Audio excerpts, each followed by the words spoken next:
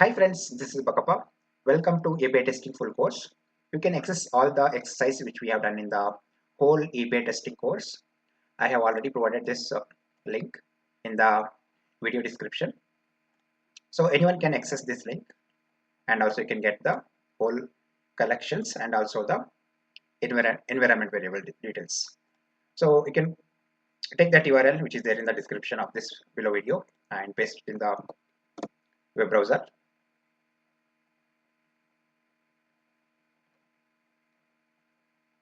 And after that, so once it is opened, so you need to export this collections into the your local system. So it will open like this after accessing the link. So this is a public access URL which I have shared it. You can click on this booking API. You can see all the APIs are there inside the two folders. So what you can do is you can click on this three dots and you can export it. So you can click on this export, and firstly you can export this booking API collection, and after that on the right side you can select the booking API environment, and after that click on this icon and click on the edit. Then you can click on three dots and you can click on this export. So this will export the environment variable details. So after exporting it, so you will get these two files. And once you have these two files, you can go to the Postman and you can click on this import and make sure that you are there in this file tab, and you can click on choose files and you can select the firstly collection, that's the Postman collection, and you can open it, and after that you can click on import. So firstly you can load the Postman collection, and after that you can load the environment details. So as I have already these APIs in my system, I don't want to import it, and this is how you can get the exercise which we have done in the API testing full course. Hi friends, this is Bakapa. I will be creating a series of tutorials on API testing. In this first chapter of API testing tutorial, I will discuss what is Postman, what is API, and what are the different types of API we have, and we will discuss what are web services and its types. Then I will discuss how to install Postman. Then I will discuss what are the different softwares required for this entire course. Then I will discuss how to create collections and folders. Then we will discuss how to create the first API request in the Postman. Then finally, we will create the get request, post request, put request, and delete request. That is nothing but the CRUD operations. So let's discuss what is Postman first. Postman is a tool which is used by developers and testers to build the API, to modify the API, and to test the API. So that's all about the Postman. So now let's discuss what is API and what are the different types of API we have and how exactly this API works.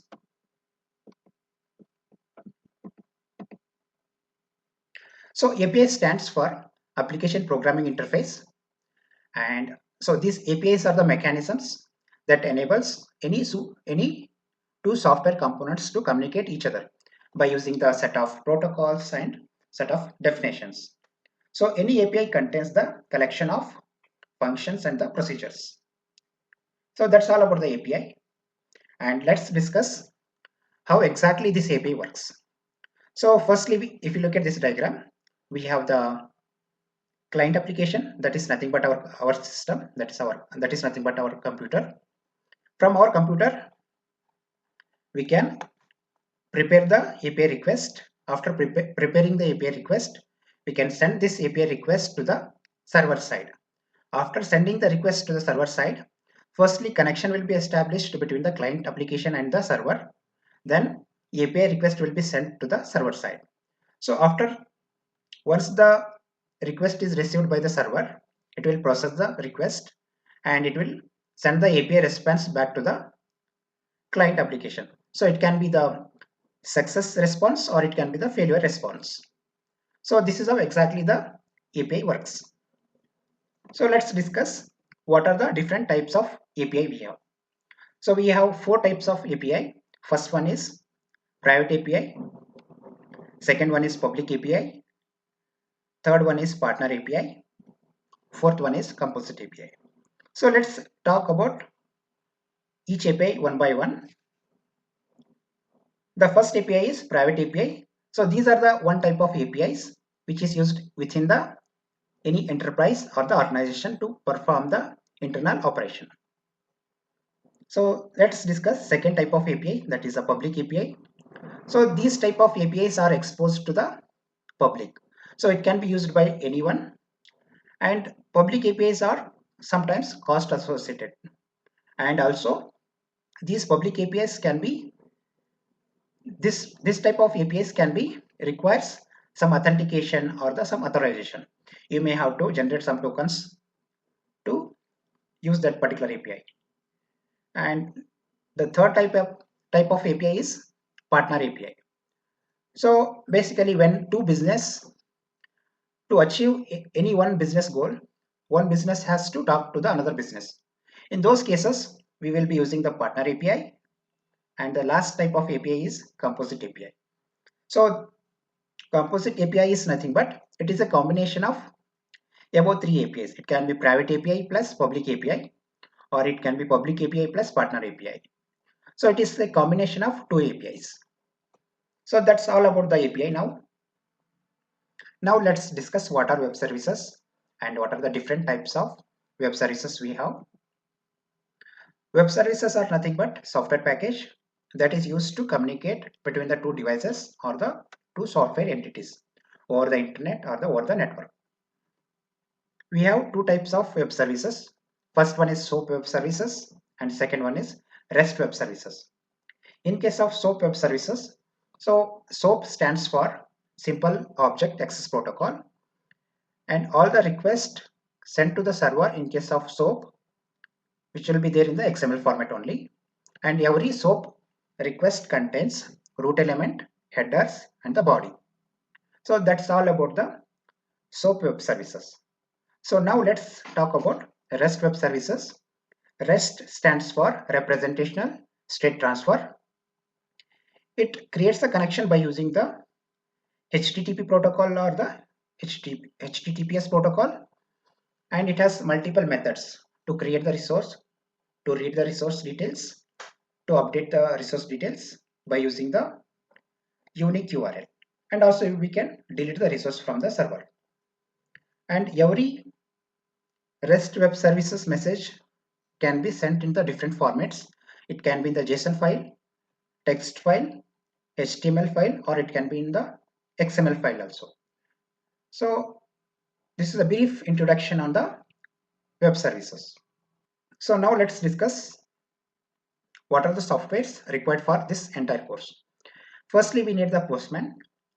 Then second software is Newman. So why we need Newman is when we are executing our API requests and tests from the command prompt. So we need the Newman. Newman is developed by using the nodejs. So that's the reason you will have to install the nodejs also. And also you have to install the npm, because it is a node package manager for the JavaScripts. Because all our JavaScripts which is there in the Postman, those function has to be executed by using the npm also. So that's the reason you need to install the npm also. And finally you need to install the Jenkins. So at the end of this course you will be learning how to execute all your API requests and tests from the Jenkins. So this is a sample request how we are sending an API request to the server side. So on the left side you can see the first section, and the right side we have the second section and the third section. In the first section we have the collection and followed by the folders, and inside the folders we have the API request created and saved inside the folders. So this is the brief about the collections and the folders and the requests. And next section we have the API details. So here whenever we are creating a new request, we have to select the type of request and we have to enter the URI. Then we have to enter the headers and body. So we have to enter the body, whatever the request body we want to send to the server side.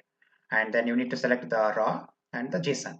So here you can select any type of file. It can be the JSON, text file, HTML file, or XML file also. Then finally you can click on send. Then request will be sent to the server side. After server receive the request, and it will send back the request. After sending the, once we receive the response from the server side, so we will see this window. That is the third section you will see with the status code. Once we receive the response from the server, we will see this particular window, that's the section 3, and here you will see the status code, body, and headers. So this is a sample post request. So like this we have the different types of API request that we will be creating in a few minutes. So firstly, let's discuss how to install the Postman. Then we'll discuss which API we are using for this entire course, and we'll start creating all the API requests. So you can go to the Google, then here you can type download Postman. You can click on this first link, make sure that it is the official website of the postman.com. Then after going here, you can simply click on this particular button, that is a Windows 64-bit.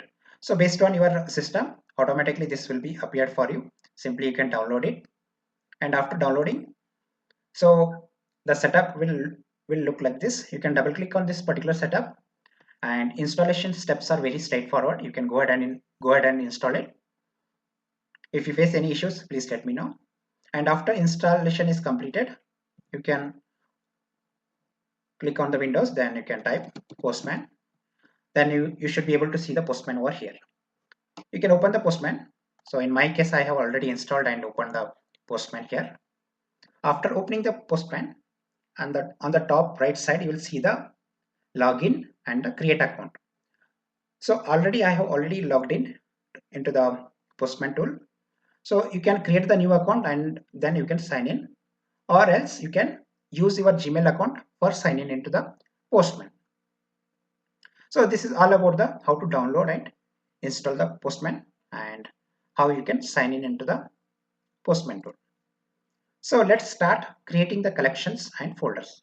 So why we are creating the collections and folders is we can organize our API requests properly.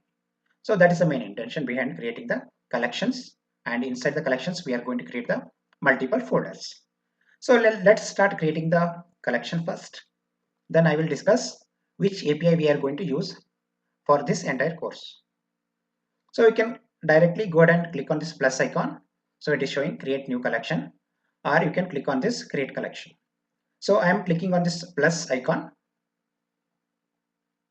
So here you can specify the collection name. So we are using the booking API, so that's the reason I'm specifying the collection name as booking API. So that's it. So inside this booking API, I'm going to create the two folders. You can select this particular collection and you can click on three dots, and here you can select the add folder option, and you can specify the name of the folder as, first I will create the positive API requests. So that's the reason here I'm specifying positive endpoints. That's it. So similarly, I will add one more folder called negative scenario. Here I will give the folder name as negative scenarios. So that's it. We are done with creating the collections and then folders. Now let's discuss the API which we are going to use it for this entire course. You can go to this URL. So don't worry about this URL. I will provide this URL in the video description. You can find it there. So this is a booking API. While creating a resource, we will be passing the first name, last name, total price, deposit paid, booking dates, check-in, and checkout. And at last we have the additional needs. So this is a simple booking API where we can provide all the details, and at the end it will return us the booking ID. So let's go to the Postman. We will create the first get request in the Postman now. So that will returns all the booking IDs. from the server. So you can select the folder positive endpoints, and you can click on this plus icon, and here you can mention the type of request. So we are using the get request so that we can read all the booking IDs from the server. So here we have to specify the URI. So here I'm entering https colon 2 / followed by restful booker dot app.com /booking. So this URI returns me all the booking IDs from the server. So before I click on this send, I will save the request into this particular folder. That is the inside this particular collection, and inside this particular folder I need to save the request. So you can click on this arrow and you can select the save as, and here you can specify the request name. So here I'm specifying the request name as get booking IDs. So this API returns all the booking IDs basically. Then here you can select the collection. So currently we have the only one collection, so that's the reason by default it is displayed the booking API. If there are multiple collections in your Postman, here in this particular window you'll be seeing all those collections.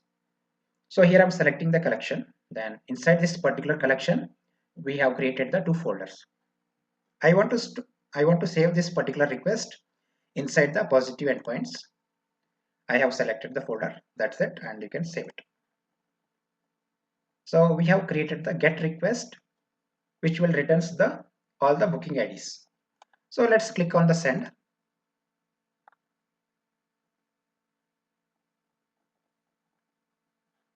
So let us look at exactly which URL we have used, whether URL is properly or not.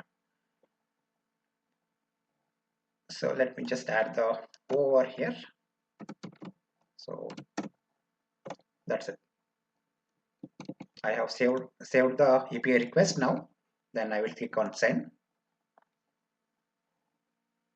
So if you look at this response, we got the 200 status code, and also we got the response body and response headers also we got it. And if you look at this response body, we have the multiple booking IDs. Sorry. So here you can see all the booking IDs over here. And on the right side you will see the time. So this is a 2.13 seconds. This is the total time taken by the server to respond to this particular request. And next we have the size. So this is a combination of response body and the response headers. So if I mouse hover on this particular size, it will display all the details. So body has the 79.13 KB and response headers has a 250 bytes. So by combining that, so total it has become the 79.37.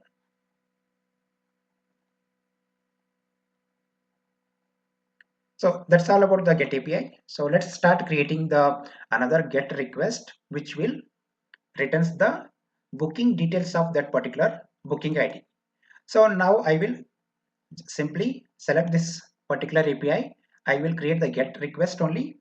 Only thing is this API returns us all the booking IDs. I want to read the details of that particular booking ID by using the booking ID. So I will select this API and I will click on this particular three dots and I will say duplicate. So I will rename this particular API request by clicking on three dots, and here I will select the rename. So I will specify the request name as get booking details. So this particular API will returns any booking details by taking the ID as a parameter. So after the booking, I will use the same URL and the same request type, and after that I will specify the ID. So let us go to our get booking IDs and let's copy the one of the booking ID, and I will go back to the get booking details and I will specify the booking ID and I will click on send. So this will returns me the details: first name, last name, total price, deposit paid, booking dates. Within that we have the check-in date, checkout date, and at last we have the additional needs. So first API returns all the booking IDs, and second get request, which will return the specific resource details. So far you have seen how to use the get method. So now let's use the post method. By using the post method, we will create the resource in the server. So I will select the repository endpoints folder and I will click on three dots and I will select the add request. Here I'll specify the request name as create booking. Then I will select the request type as post. So here I'm creating the resource in the server. So that's the reason I have selected the post method. So here I'm specifying the URL. So we will use the same URL, that is https:// followed by the restful booker.herokuapp.com, then followed by booking. So this is about the type of request. To create the resource in the server, we need to select the type of request as a post, then the URI we have to add it, then we need to add the headers. So here you can add the content type as application/JSON. So that's it. You can come back to the body. Here you can select the raw and here you can select the JSON. Even you can send the different format of the data. It can be text file, HTML format, or even XML format also. We can send the data to the server. So in our case, we are using the only JSON file. So here we have to specify the JSON request body. I will go back to the get booking details and simply I'll copy this whole JSON object. Then I'll paste it in the body. So that's it. Here I'll specify the first name as testers and last name as top. That's it.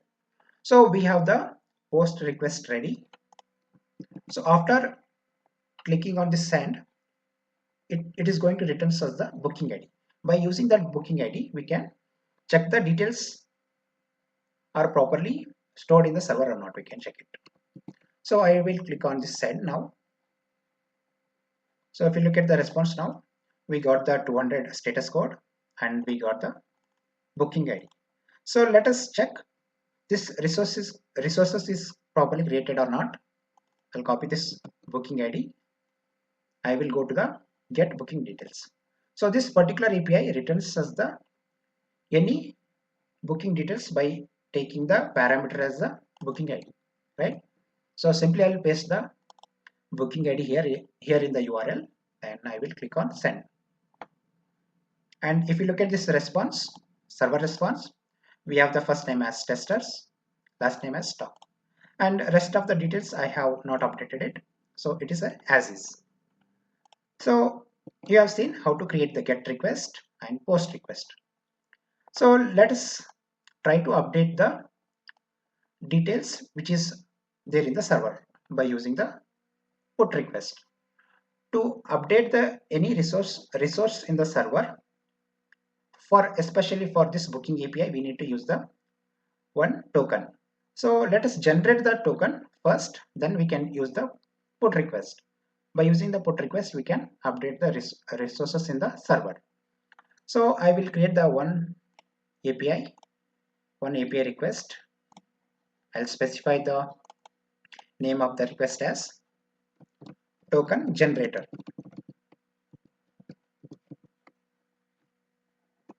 Then I'll select the type of request as post, and here I'll enter the URL. So I will use the same URL, and instead of booking I will say auth auth. Then I'll specify the header as content type as application/JSON. That's it. And we have to specify the request body for this, for generating the token. By using that token, we can update the resource in the server, and also we can delete the resource in the server. So I'll select the JSON here, then I'll specify the JSON object here. So here I'm specifying the two attributes, that is first one is the username and second one is the password. So here I'm specifying the first attribute as username and I'm specifying the username as admin, and second one is password as the attribute name. So all these details are there in the API. Just now whatever the API I have shown before starting this particular practical session. So you can go to this particular website, and you can find all the API details over here. So simply I'm specifying this username as admin and password as a password123 in the JSON object, and this particular API will returns the token ID. So by using that token ID we can update the data in the server, or we can delete the data from the server. So here I'm specifying the password as password123. So that's it. I have saved the API request, then I'll send it. So at the end it is returning me the 200 status code and we are getting the token number. By using this token number we can update the resource. So let's create the another put request. By using that we can update the booking details. So currently we have this particular booking ID created. So it has some details. Let's create the one more. So this is the booking ID. So it is returning all the details perfectly fine. So we will try to update the first name and last name and we'll see. So let me add the put request now. So I'll specify the request name as update booking. So that's it. Then I will select the request type as put. If you want to update anything in that particular resource in the server, so you need to use the put request. By using the put request you can update the details of the any API. So here I'm specifying the same URL, that is the restful-booker.herokuapp.com and followed by booking. In the headers I will specify the content type as application/JSON, and I will add the one cookie attribute.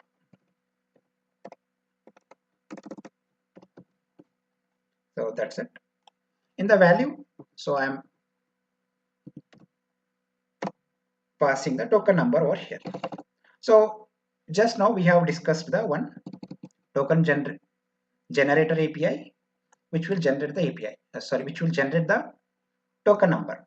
So by taking this token number, we can pass this particular token number in the update API, so that we can update that particular resource in the server. So if you look at this URL, so still we have not passed the booking ID. So here we have to mention which booking ID we wanted to update the resource details.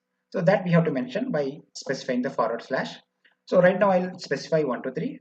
Later we can add the exact booking ID over there. So that's it.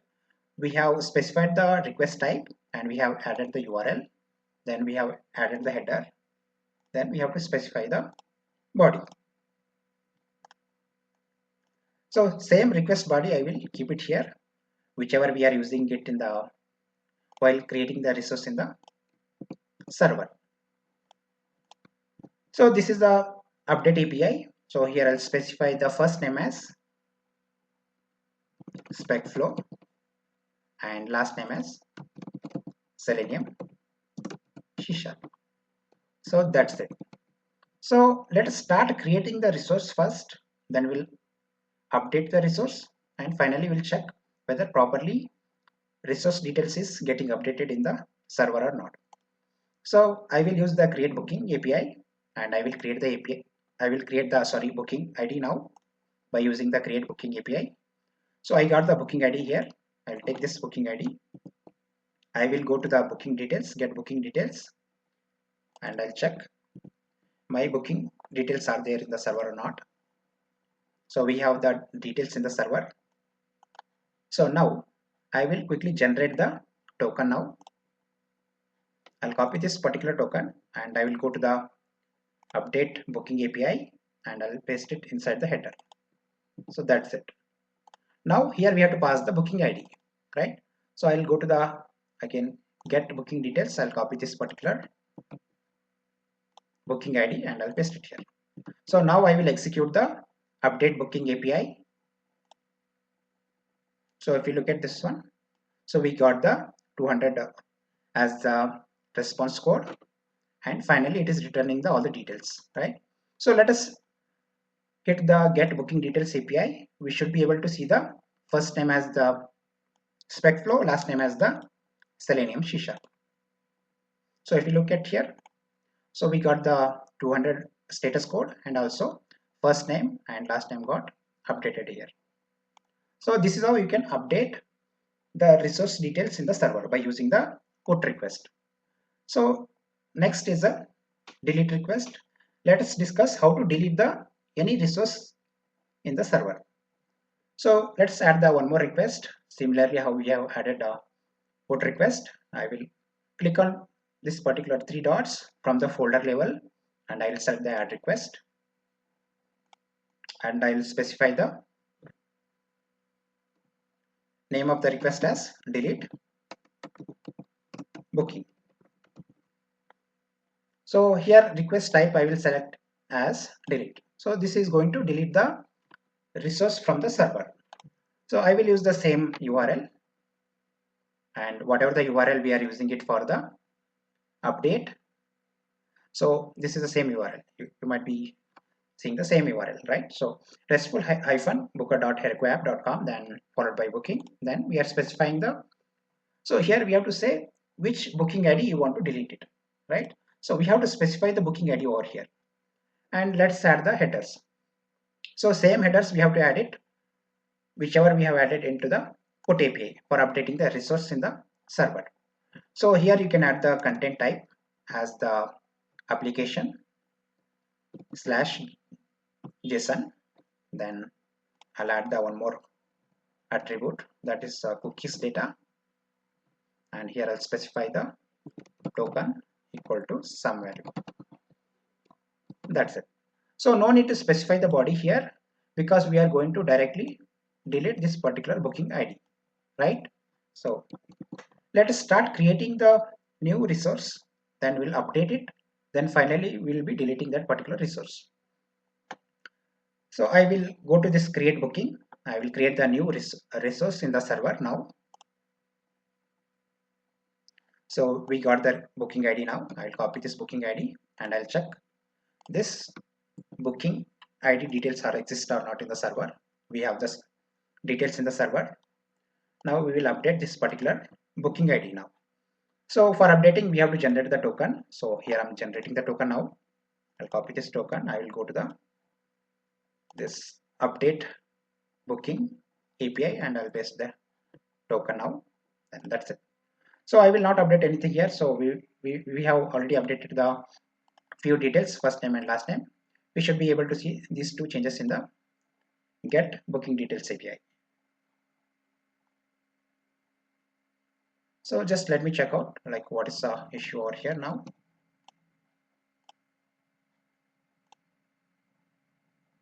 So let me create another request now. So we got the booking ID now. I will check whether booking details are present or not in the server. So we have the booking details present in the server. I will go to the update booking API. I'll add the booking ID here. Then I will quickly generate the token. I'll copy this particular token now.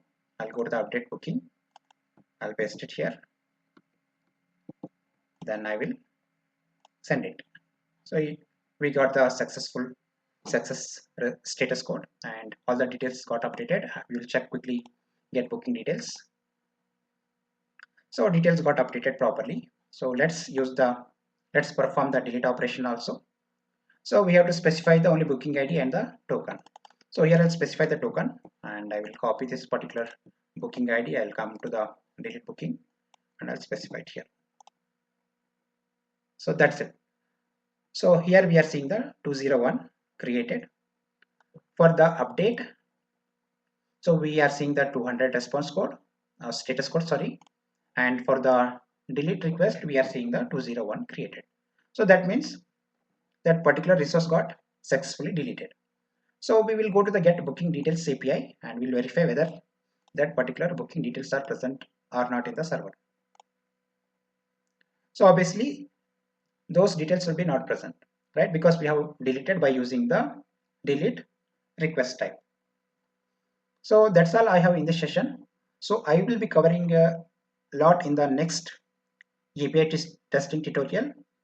So we will see how to create the negative scenarios and how to use the environment variables and how to create the automatic tests and how to pass the parameter from one request to the another request. So many more things I'll be discussing, and click on like and also subscribe to this particular channel. And if you are having any questions or any issues, you can comment in the comment section. Thank you so much for watching this tutorial. Hi friends, this is Bakappa. So far you have seen how to perform CRUD operation in API testing. That is nothing but how to create a get API request, put API request, post API request, and delete API request. In this chapter 2 API testing tutorial, I will discuss firstly negative scenarios. With respect to this, we will create a few negative API requests in the Postman. Then I will discuss how to declare and use environment variables. Then we will see how to save the response of any API in the variable so that we can use that particular variable value in the further APIs. Then I will discuss how to use the Postman console for debugging any issues in the API. Then we'll start creating the automatic API tests in the Postman.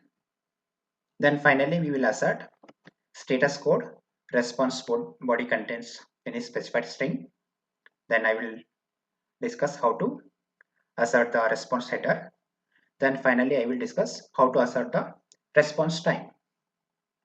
So let's start discussing the negative scenarios. With respect to that, we will create the couple of negative API requests to the Postman.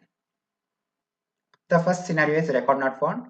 When we are requesting a record which is not there in the server, we will get the record not found with the 404 status code.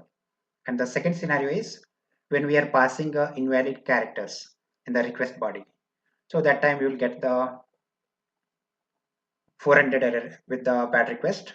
And the third scenario we have is when we are passing many characters. For example, there is a one field as a mobile number. So we have to pass the only 10 digits. If we are passing the more than the 10 digits, so definitely server will not accept it. So in that case also we'll get the 400 status code with the bad request. And the fourth scenario we have is we are sending API request with the missing information. For example, that particular API request body should contain all the fields. For example, that contains the first name, last name, date of birth. If you are not sending any one of those field, so we will get the bad request error with the 400. And fifth scenario we have is we have to send the data in a proper format. For example, date format is there. So in that particular field, we have to pass it properly. Let's say, for example, first month, then date, then year. So we have to pass the data in the required format. So otherwise, we will get the 400 error with the bad request. So let us go to our Postman and we'll implement the few negative API requests. So here what I will do, I'll go to the negative scenarios folder, and the first scenario I will create by using the get request, get booking details. I'll simply duplicate this particular API request and then I will drag this copy of the get request into the negative scenarios folder. Then I will rename this scenario as, request as get booking details invalid ID. So in this API, we are passing the invalid booking ID so that we will get the 404 error with the not found.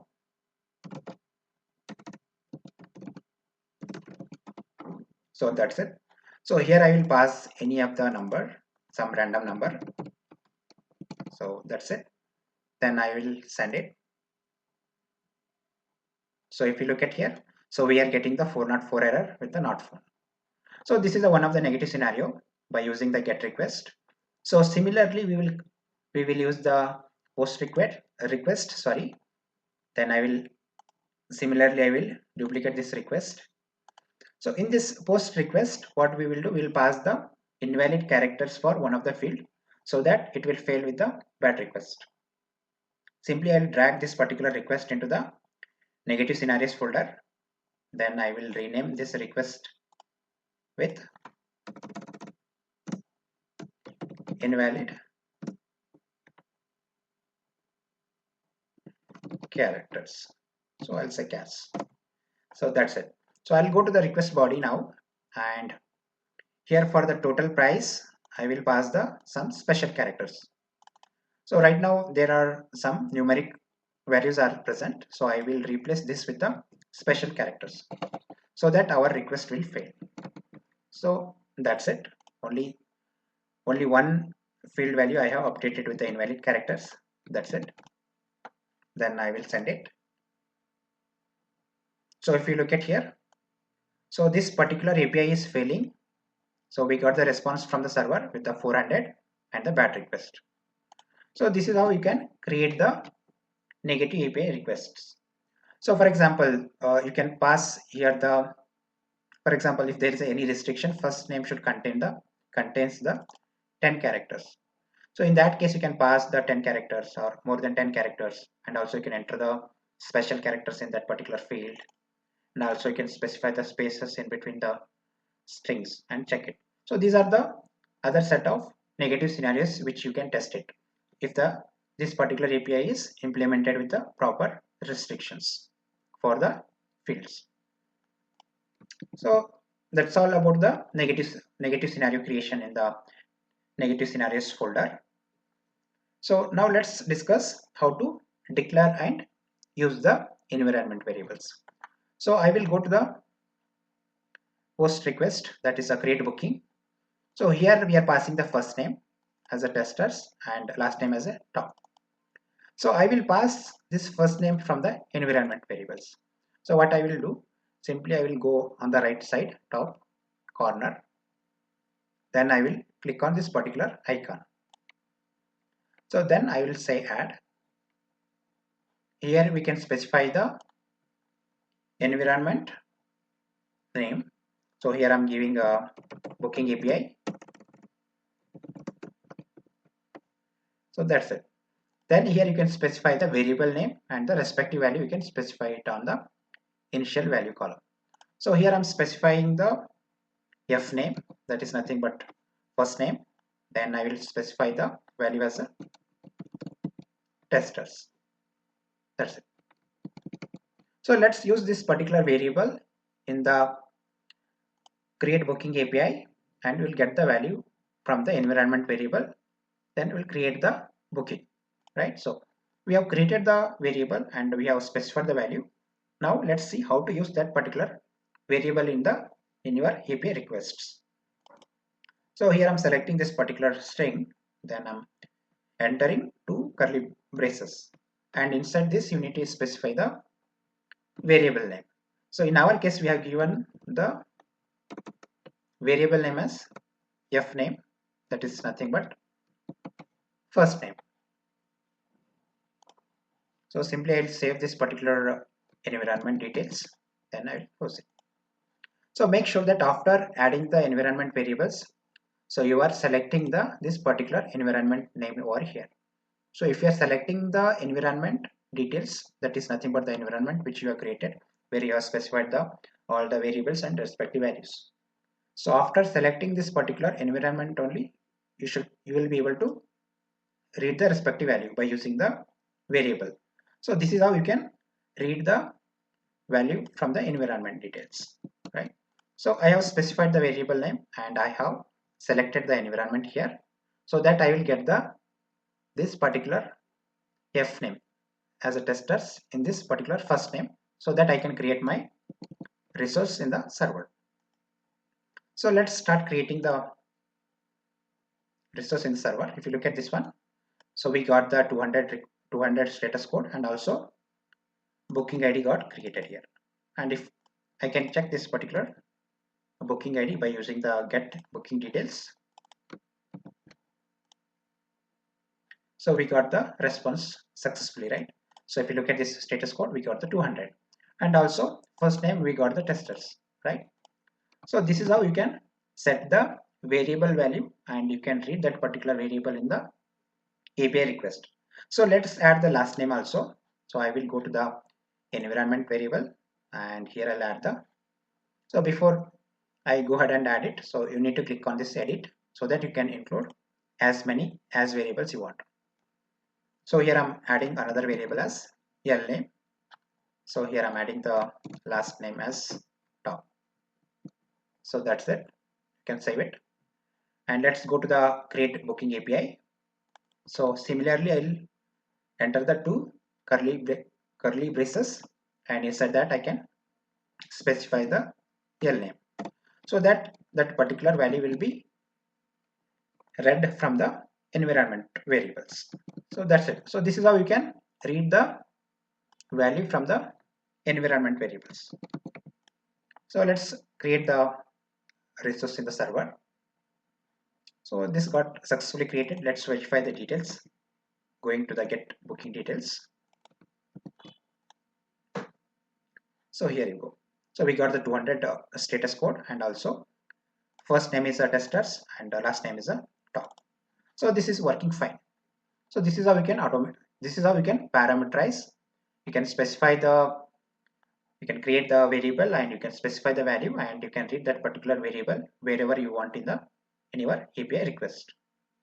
Now I will discuss how to save any API response in the variable, so that we can use the value of that particular variable in the other APIs in the request body or in the request URL. So we have the create booking API. So this will returns me the booking ID. So let me hit the send button now. So after creating the booking, so we are getting the booking ID here. So by using this booking ID, we are checking the details in the get API by passing the booking ID or in the URL. Also we are using in the update booking API. So we are going to update the booking details. Also we are using that booking ID in the delete booking for deleting the resource from the server, right? So let's go to our create booking API. So firstly we have to save this particular value, booking ID value, in the variable. Then we will use that particular variable in the get booking details, update booking, and delete booking. So what I will do here, I will go to this tests tab. So here we have to write simple 2 lines of JavaScript code that will programmatically create the variable, and also it will set the value. So on the right side, you can go down and you can select the option as set an environment variable. So that's it. And after that, what you need to do is you need to use the pm dot. So this particular object contains current API request and the response. So that's the reason I'm using the pm dot response. So we want to save this particular API response data into the variable. So that's the reason I'm calling to the response. After that, I will convert this API response into the JSON object. Then I will assign back to the variable called JSON data. So that's it.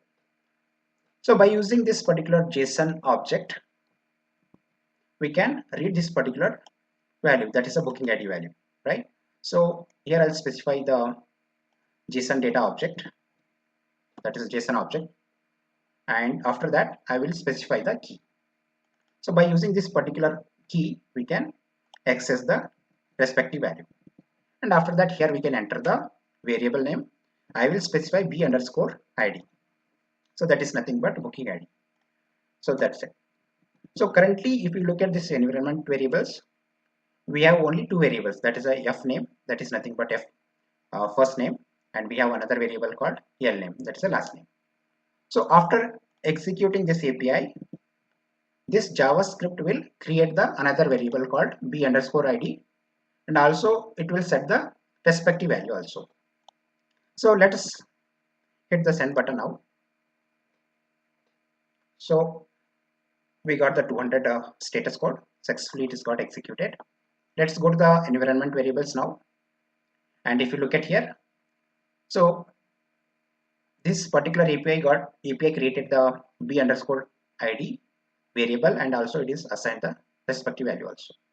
So now we have created the variable, and also we have assigned the value by using the simple JavaScript. Now let's read the particular value in the get booking details API. So here we are hard coding that particular booking ID so far. So let's pass it programmatically. So here I'm just specifying the b underscore id, and after that, so inside the two braces you can specify the variable name. So that's it. So it will turn into the orange color, that is nothing but it is reading the value from the environment variables. So that's it. So similarly I will do it for the update booking API. So here I'll pass b underscore id in the two curly braces. Then I will do it for the delete booking API also.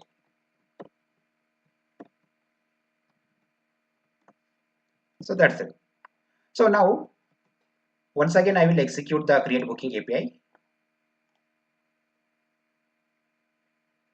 Right?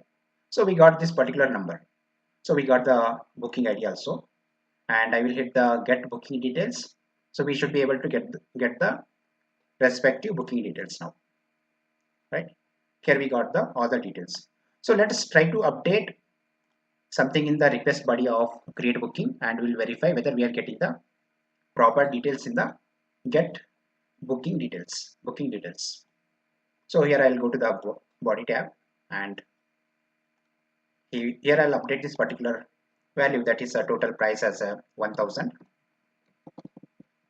Then I will hit send button. So resource got created in the server, and let's hit the get booking details API now.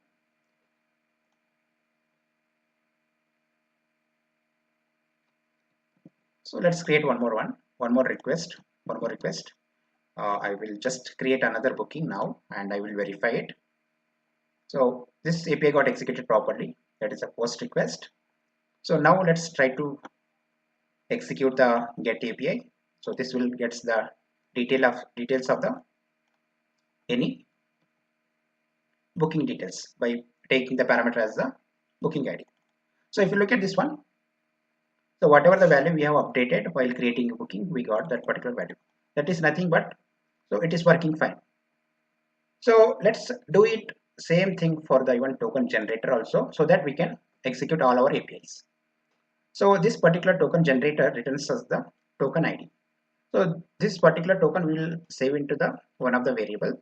Then we will use that particular token variable in the update booking API, and also we'll use that particular variable in the delete booking API also. So without token we can't update any booking details, and without token we can't delete any booking details. So that's the reason we are going to save this particular token in the one of the variable, how we did it for the booking ID. So similarly I will do it for the this particular token. So I will go to the tests tab here, and here I will set the environment variable. So here I will select the set an environment variable, and before that we have to read the API response by using the pm.response. Then we have to convert this into the JSON object. Then I will assign back to the variable called JSON data. So by using this JSON data variable, then I will, after using this particular variable, that is JSON data, I will specify the key here. So that's it. So here we can specify the variable name, that is the variable key. It can be anything. So in my case I'm specifying b underscore token. So that's it. So right now if you look at this environment variable list, we have the only 3 variables got created. So after executing this token generator API, so another variable will be added to the environment variable list. So I will hit the send button now. Then I will go to the environment variables. So if you look at this, b underscore token variable got added, and also respective value also you can see it here. So it is ending with 757. In the response also you can see that the same value is present here. So in the update booking and delete booking, we are using this particular token in the headers, right? So I will go to the first update booking API, and here in the cookies key and respective value we are specifying it. So similar way how we are accessing the environment variable data, so similar way even we can specify the variable here also in the 2 curly braces. So that's it. So similarly I'll do it for the delete booking API. I'll go to the headers. Here I'll specify the b underscore token. So that's it. So previously we were entering manually this particular token for updating the particular booking details or whenever we are deleting the booking details. So now everything we have parameterized it. Now let's execute all the APIs one by one. And also I will go to this particular folder before executing all the APIs. So here also I will parameterize the, so I don't think we can parameterize anything here. So in the first scenario we are simply passing the some random number, and in the second scenario we are passing invalid data in this particular field. So that's fine, no issues. So let's execute all the APIs which are there inside the positive endpoints. So this first API get booking IDs, this will returns all the booking IDs. So we got the 200 response code, that's the status code. So it is working fine. So let's create the booking now. So it is working fine with the 200 status code. Then we will get the respective details by using the get booking details. So we got the response and we are able to see the 200 status code. So let's use the token generator. So token got generated, and so this time in the update API if you look at this particular body, so we have the first name as specflow and last name as selenium C#. So if you look at the previous API get booking details, we have the first name as testers and last name as top. So after executing this update booking, so first name and last name will be updated there also. So let's execute this API now. So it is got updated. Let's check the get booking details now. And here also you can see that first name is updated with the specflow and last name is updated with the selenium C#. And update booking API also it is working fine. So let's execute the delete booking API also. So it is also working fine. We got the 201 created response, right? So this is how you can save the any API response in the variable, and you can use it in the further APIs. Now I will discuss what is Postman console, why we have to use the Postman console. So over here you can see in the downside on the left side you can see the console. You can click on this console. So this Postman console will be used when you think there is an issue in the API request or in the API response. So that time for debugging purpose we will be using the Postman console. So this Postman console contains list of API requests which you have made it in the Postman tool. So these are the set of requests which we have created so far, and you can see all the requests by timer wise also. You can see at what time which request got executed. You can go to this on the right side, you can click on this 3 dots and you can select this show timestamps. So on the left side you can see the timestamp for each API request. So you will get to know at what time that particular request got executed. So here every request contains all the details. So whatever the details you have specified over here. For example, we have created a booking by using the post request. So this particular post request has the network details, request headers, request body, response headers, and the response body. So first two details, that is the request headers and the request body. So these details and the type of request and the URL. So these details are provided by the client only. And the last two, that is a response headers and response body. So these two details will be coming from the server, and those details will be displayed in this particular Postman console. So that's it. Then in this Postman console, you can even clear all the logs by clicking on this clear button. So let me create another request here. Just I'll create the one booking. So after hitting the send button, here you can see that request. So what is the request we have created and all the details over here. So first we will have the network details, followed by request headers, request body, response headers, and a response body. And also we can copy all the details which are there in this Postman console log by clicking on this particular icon. So here you can see that copy all logs to clipboard. You can select this particular option, or you can click on that icon and you can cross verify with your API request.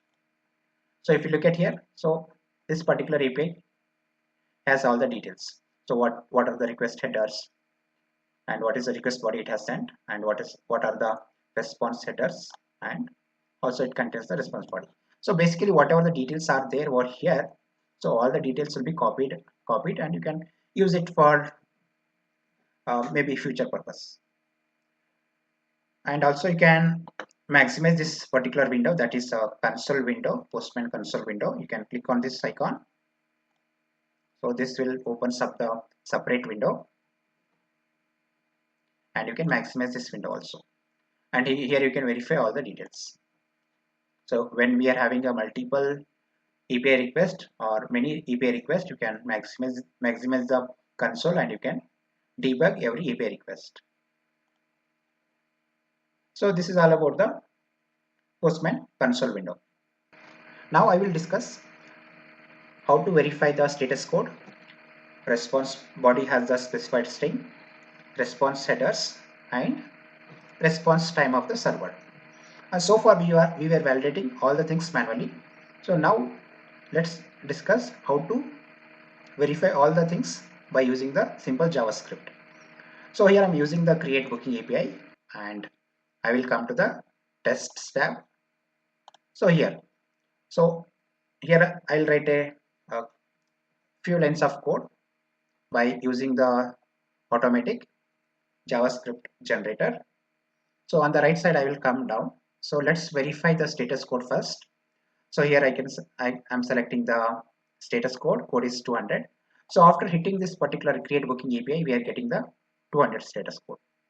So that's the reason I have specified here a 200, and this is a test name. So here I'm specifying the test name as verify status code is 200. So that's it. So right now in the test results tab, you're not seeing anything, right?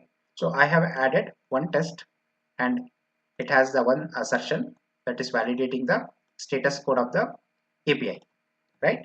So let's execute this API, and we got the success response, that is a 200 status code. And if you look at this particular test results tab, and it is showing 1 of 1, and also you can see here our test got passed because we are getting the 200 status code. Let's say if I pass the 201, so this time this test will be failed, right? Because status code is 201, but we got the 200. So that's it. So this is how you can add the status code validation for every API in this positive endpoints folder, and also in the negative scenarios folder. So let's do that first. So we have done it for the create booking API. Let's do it for the get booking details. So here I'll go right side,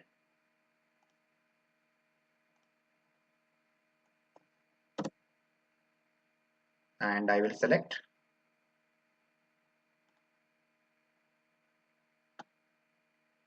status code is 200, and I'll say the test name as verify status code is 200. Then I will execute this API, and also our test got passed. So let's do it for the get booking details API. So now I will go to the tests API, and here I'll add the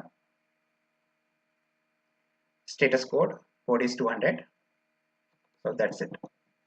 So I will execute this get API request, and also I'll verify the result, and it is got passed. So similarly I will do it for the token generator.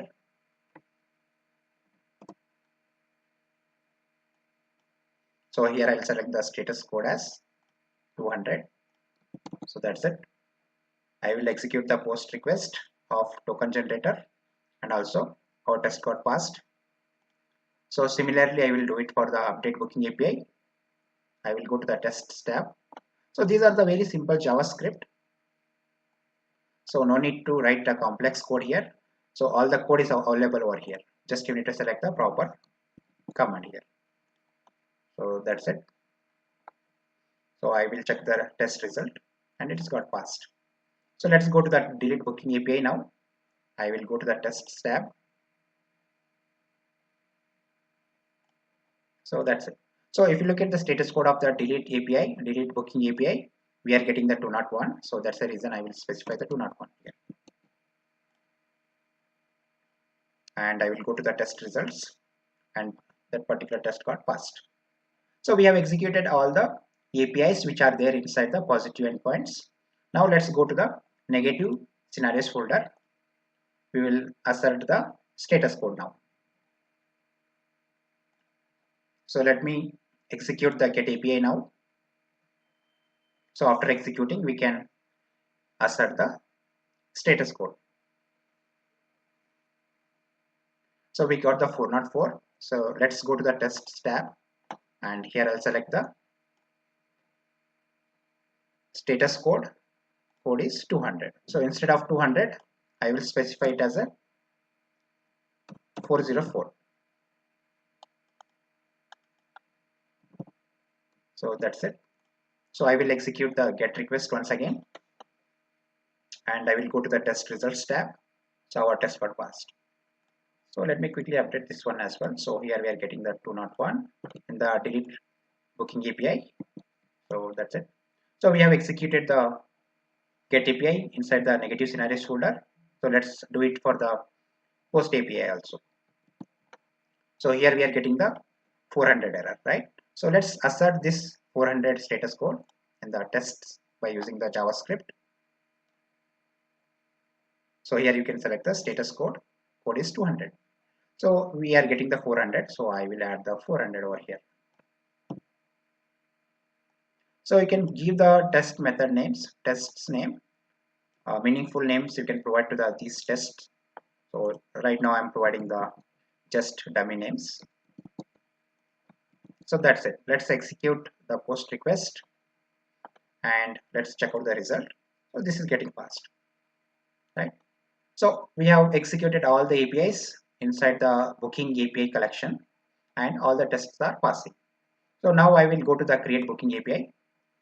So far we have discussed how to assert the status code, and now let's discuss how to assert this particular API response contains the any specified string. So let us assert this first name is having the testers as a value. So let's assert this response body contains the testers or not. So similarly, how we have added the status code validation, we can add the response body validations also. So here you can see that response body contains string, right? So simply you can click on this one, and here I'll specify the method name as verify body matches string.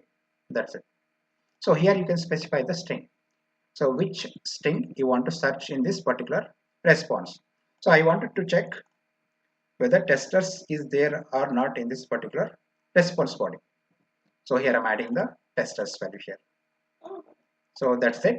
Now I will execute this create booking API. So previously only one test was there. Now we have the two tests. First one is a status code validation, and the second test we have is response body has that particular string or not, right? So let's execute this API request. So it is showing 2 of 2. So the first number is indicating the total number of tests is getting passed, and the second number is indicating the total number of tests or the total number of assertions. So I will go to this test results tab now. So here you can see that our 2 assertions are getting passed. So now what I will do, so I will add the assertion for validating this headers. So we will validate the content type and respective value over here.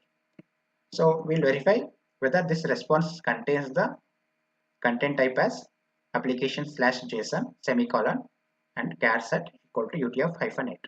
So if it is coming different value from the server, automatically this particular test will fail. So however, we have added the status code validation and response body string validation. So similar way we will add the response header validation also. So you can click on this response headers, content type header check, then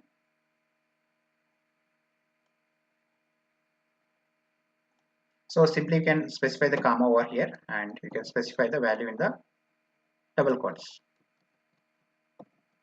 So first one is a key and next one is a value what we are validating in the response headers, and I will add the verify content type is present. So that's it. So let's execute this create booking API now.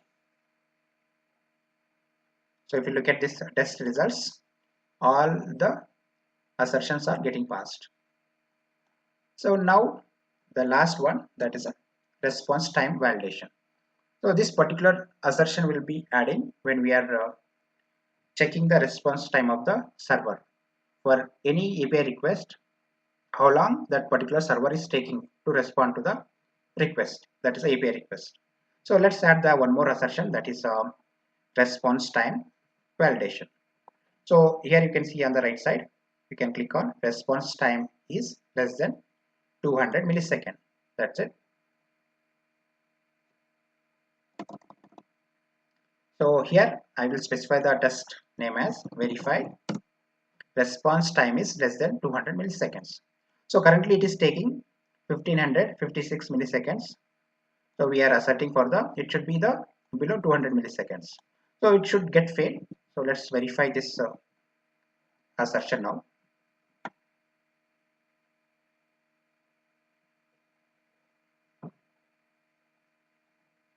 So if you look at this one, so we have the total 4 assertions. Out of that, 3 are getting passed and 1 is getting failed. That's the last one. So actually the server response time is total 8589. So this is a response code. So let's specify the 10,000 here. This particular response time, I am saying it should be less than the 10,000, right? So if I execute this post API right now, so all our assertions should be get passed. So if you look at the result here, 4 of 4. So all the test assertions are getting passed. So this is how we can assert the status code and response body, content type, and also response time. Let me summarize what we have discussed in the chapter 2 of API testing tutorial. Firstly, I have discussed how to create the negative scenario API request. Then I have discussed how to declare and use the environment variables. Then next I have discussed how to save any API response in the variable, and then how we can use that particular variable in any other APIs. Then next I have discussed how to use the Postman console for debugging any issues in the API. Then finally, I have discussed how to create the automatic API tests by using the JavaScript. So there we have used the assertions. By using the assertions, we have validated status code, response body, response headers, and also we have verified the response time. So this is all about the summary. You can click on like and also share this tutorial with your friends and colleagues. Also, you can comment in the comment section if you are having any issues or queries. Thank you so much for watching this tutorial. Hi friends, this is Bakappa. Let me summarize what we have discussed in the chapter 1 and chapter 2 of API testing tutorial.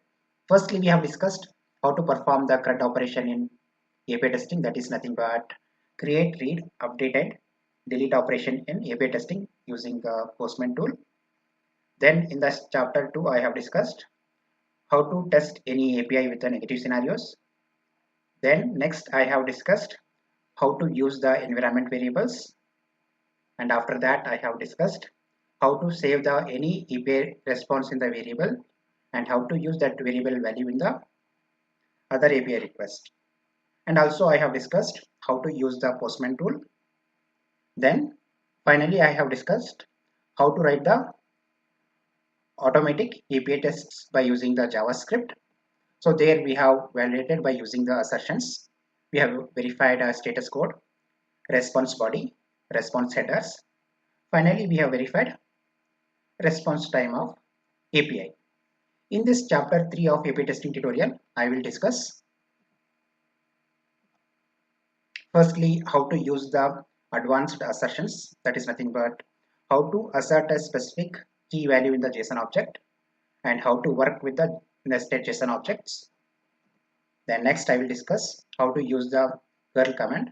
Especially this curl command will save us a lot of time when we are communicating between the testing team and the development team. Then next I will discuss how to execute the collections. Then after that I will discuss how to execute the folder test script. So we have the multiple folders created. So there might be a scenario you have to execute only specific folder test scripts. So we'll discuss how to do that. Then I will discuss how to exclude test script execution from the any collection execution or the folder execution. Then finally I will discuss how to export the collection into the JSON file so that we can execute our all API request and the respective automatic test script from the command line. Firstly, I will discuss how to assert the JSON key value, and also I will discuss how to work with the nested JSON objects. So here I'm using the get booking details API. So before I read the details, I will create the one booking and I will send it here. We got the booking ID here. Then I will get the booking details. So let me hit it once again.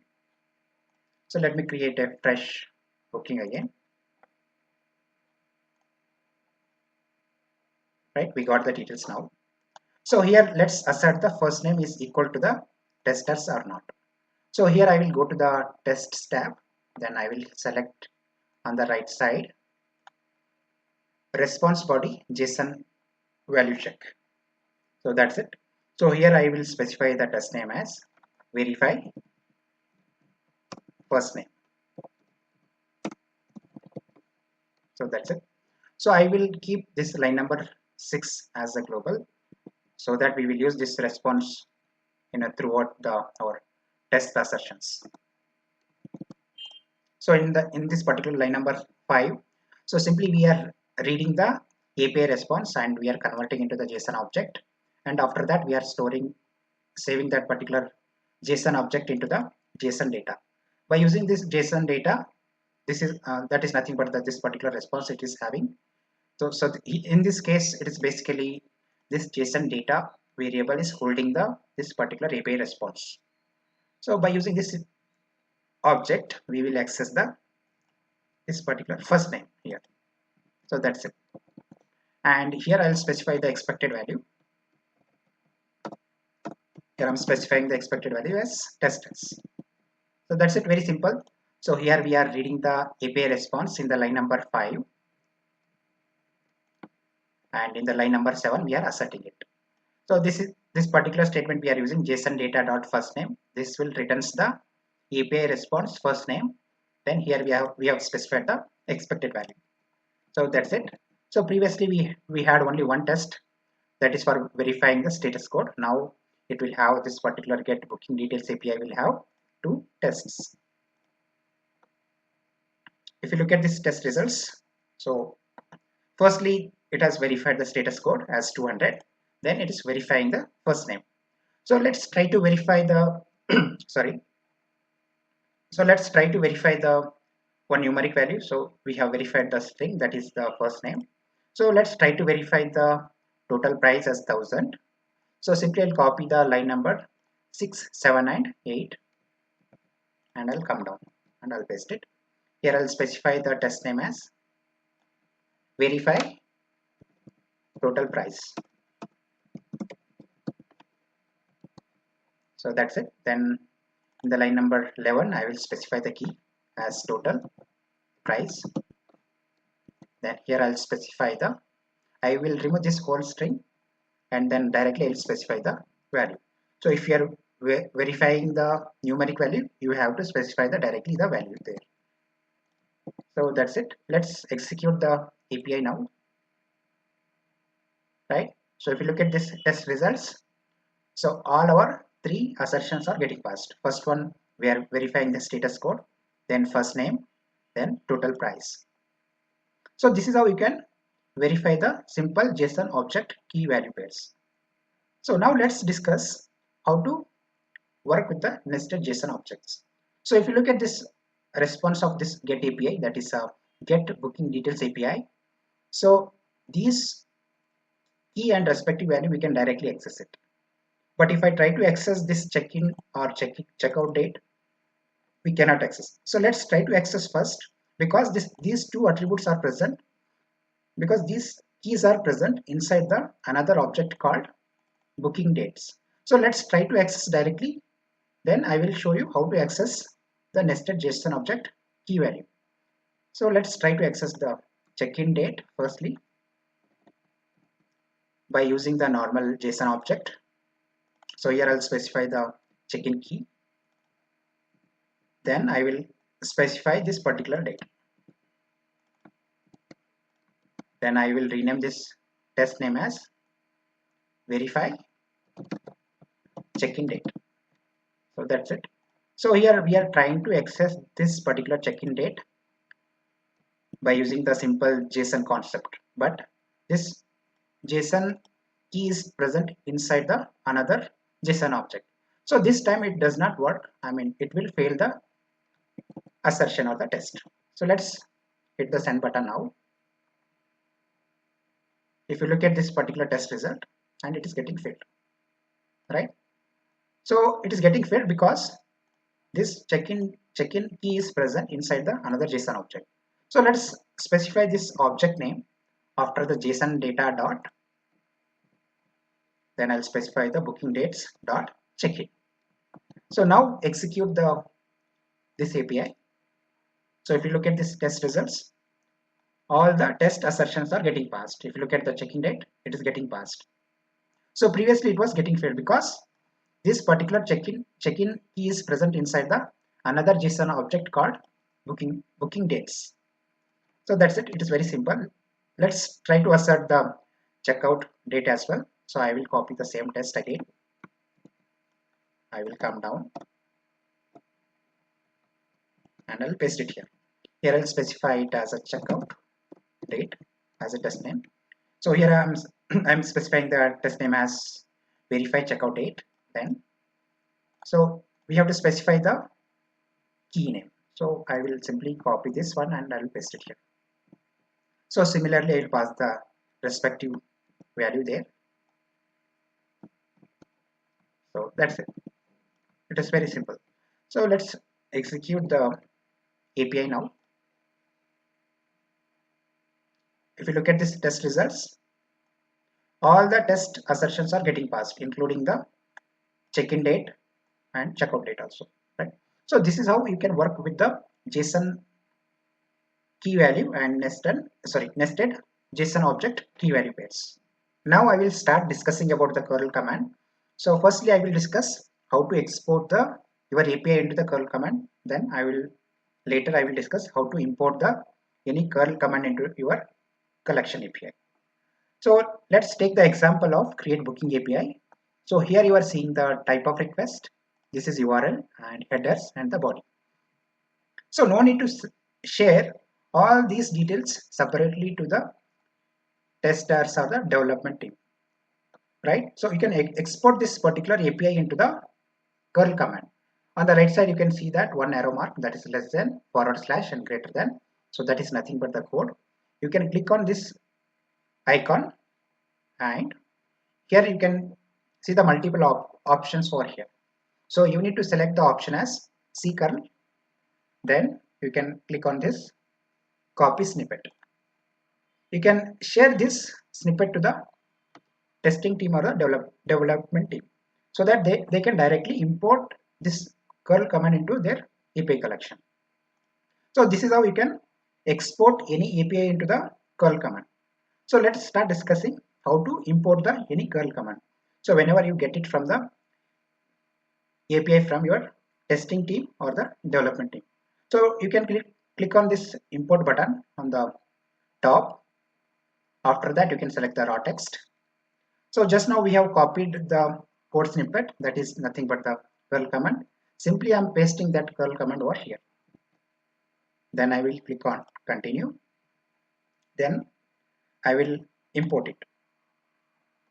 So that's it. After that I will click on this arrow on the right side of save button. Then here I'll say save as. So here we can provide the API request name. So here I'm providing the API request name as curl command import, I'll say. So that's it. So here you can select the whatever the folder. So inside the booking collections, so we have the two folders. So I'm saving this curl command import into the positive endpoints folder. So that's it. Then I will click on save button. So that's it. We got the curl command import here. Then simply I will hit the send button now. So this API is working fine, right? So here we are getting the booking ID. So this is how you can export the any API into the curl command. And after that, whenever you want to import any curl command into the collections, that is also you got it, right? So that's all about the curl command. So far we have discussed how to execute the APIs and respective tests by executing manually one by one all the APIs, right? So if we are having 100 APIs, so we will be executing one by one all the APIs. So that will be more time consuming, right? So let's discuss how to execute the whole collection at one shot. So you can select this collection and you can click on 3 dots, and after that you can select the option as run collection. So here on the left side you will see all the API requests which are there inside your collection. So on the right side you will find the data. So you can select the data file if we are performing the data driven testing. And right now we are not performing any data driven testing, so we will discuss this concept a bit later. So simply you can click on run booking API. So that's it. So execution got completed. So here you can see the one column called duration. So here you will find the total time taken for this entire execution, and another column you can see here all tests. So we have total 15 test assertions. So coming down here in this all tests tab, you will find all the test, that is a API request and respective details. So if you look at here, one of the API, this is the get API. So this is a request name and followed by the URL. So this is where exactly this API is present. This is a path of the API. Then we are getting the status code, and after that we are getting the response time of the server. Then finally, so this is nothing but the response body plus response headers total size.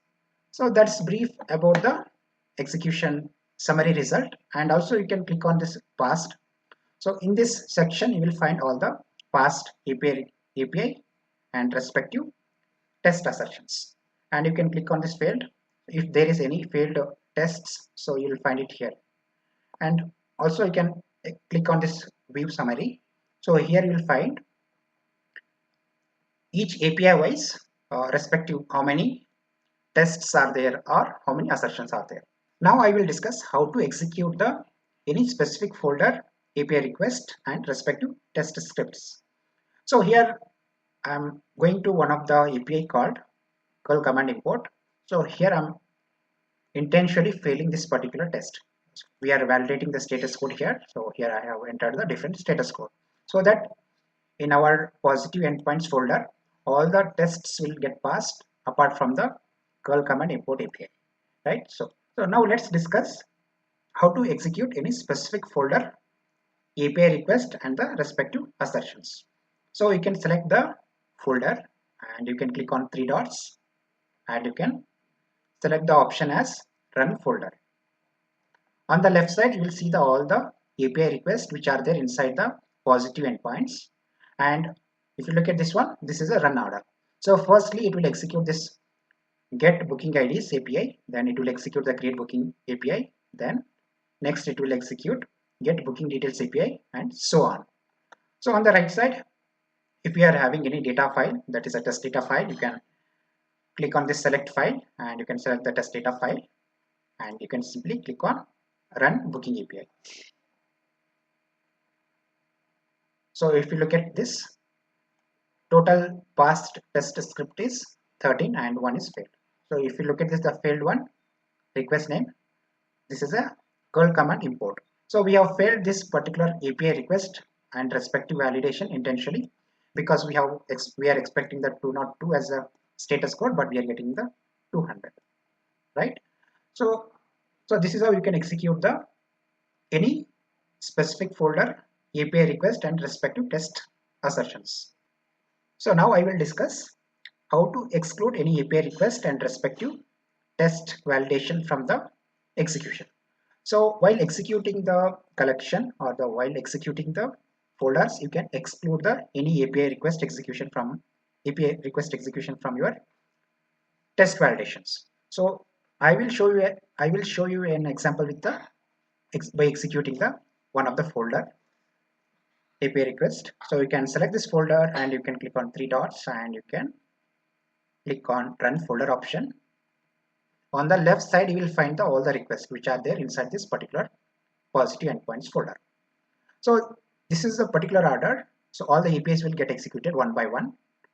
So you can uncheck this particular checkboxes if you don't want to execute this particular APIs. So in my case I will exclude all the APIs apart from the get booking API. Sorry, that's apart from the get booking IDs API. So only one API will get executed. So simply I will click on run booking API.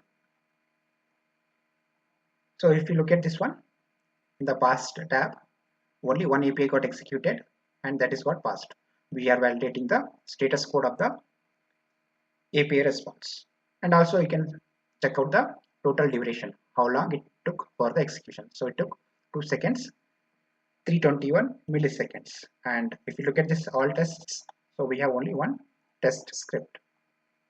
So this is how you can exclude the any API from the test execution. Now I will discuss how to export the collections into the JSON file, and also I will discuss how to export the environment variables into the JSON file, so that we can execute our API request and respective test verifications from the command prompt. Let's discuss first how to export the collections into the JSON file. You can select this collection and you can click on three dots and you can come down, and here you will see the option as export, and click on that option. After that you can click on export. So here we have to save the collection in the format of JSON. So here I am specifying the file name as booking_API.json. So that's it. You can click on save. So this is how you can export the collections into the JSON file. Now let's discuss how to export the environment variables into the JSON file. You can go to the environment variables, and after that you can click on edit button. Then you can click on this three dots. Then you will see the option as export. So this file also you need to save in the format of JSON. So here I'm specifying the file name as environment.json. So that's it. So here we have saved the collections, and also we have saved the environment variables in the format of JSON file. So in the next tutorial I will discuss, in the chapter 4 of API testing tutorial, I will discuss how to execute collections from the command prompt. So that's all I have in this chapter 3 of API testing tutorial. In the next tutorial I will discuss how to install newman and how to execute the collection from the command prompt, and also we will see how to generate the HTML report after executing the test script from the command prompt. Thank you so much for watching this tutorial. Hi friends, this is Bakappa. In the previous tutorial I have discussed how to assert the JSON values.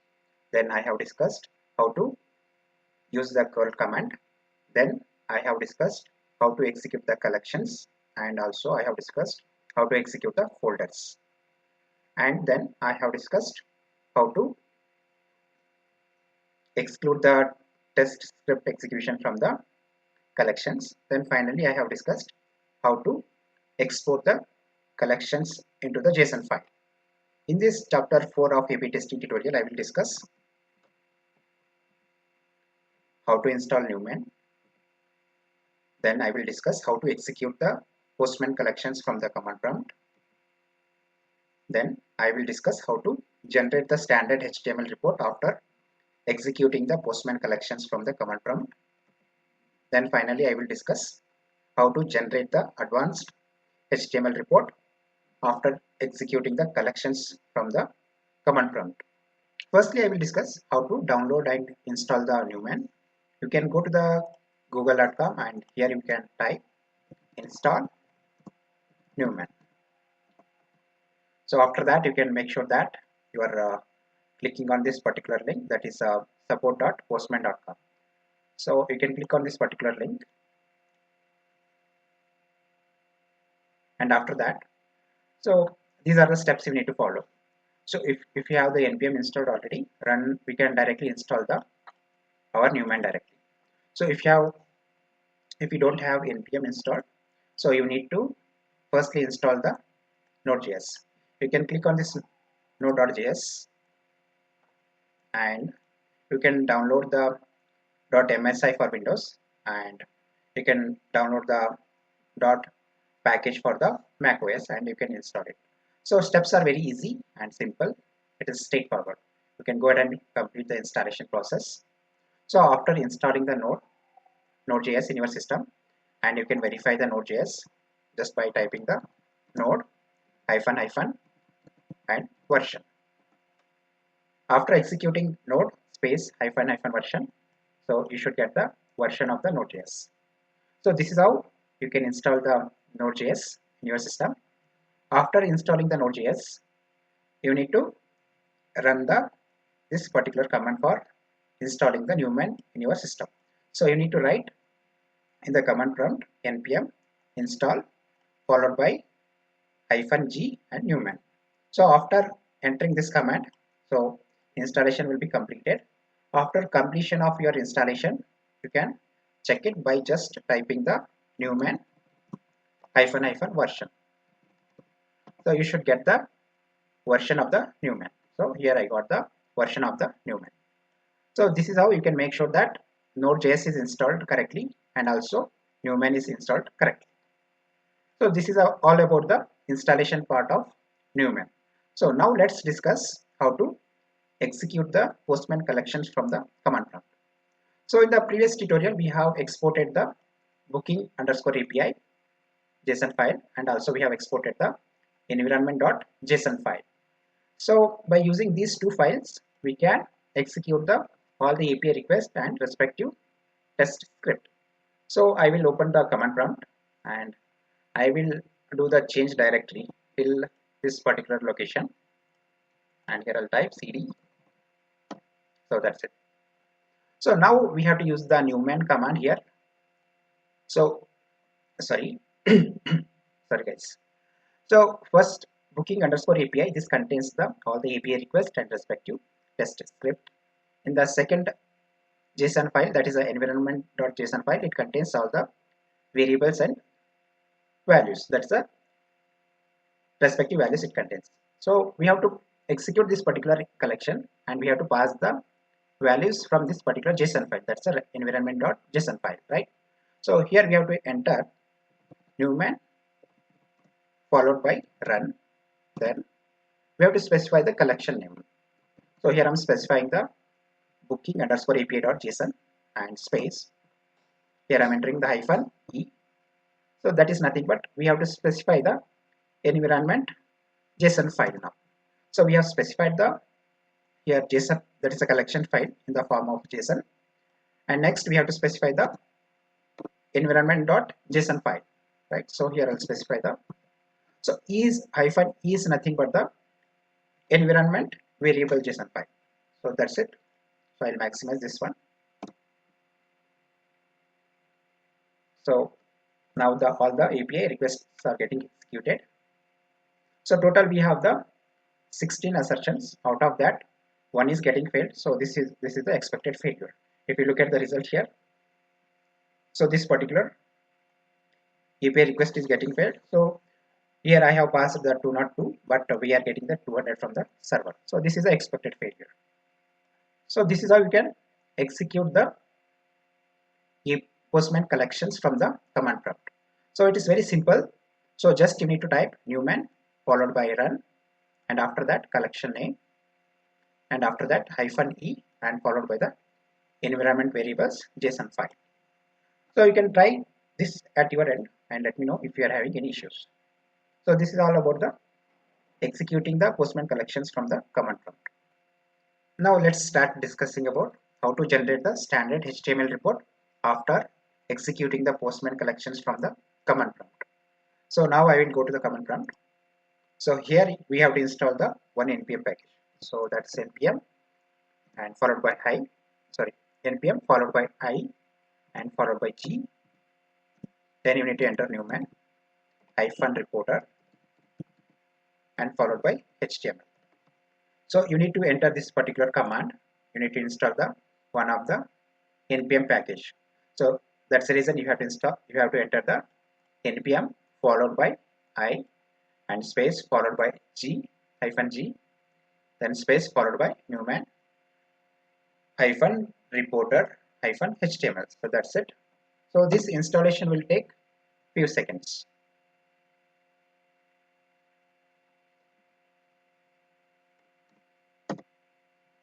So let's wait for a few seconds. After the completion of this installation, we can execute our booking API collection from the command prompt, and after that, by using the another command, we should be able to generate the standard HTML report.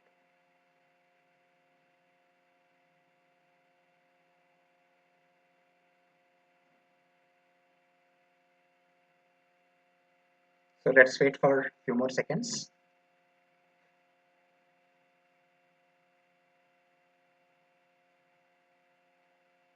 So after completion of this installation, we have to use the one simple command. So we have already discussed how to execute any Postman collections from the command prompt. So let's execute our Postman collection now. So we have to enter newman followed by run command, run.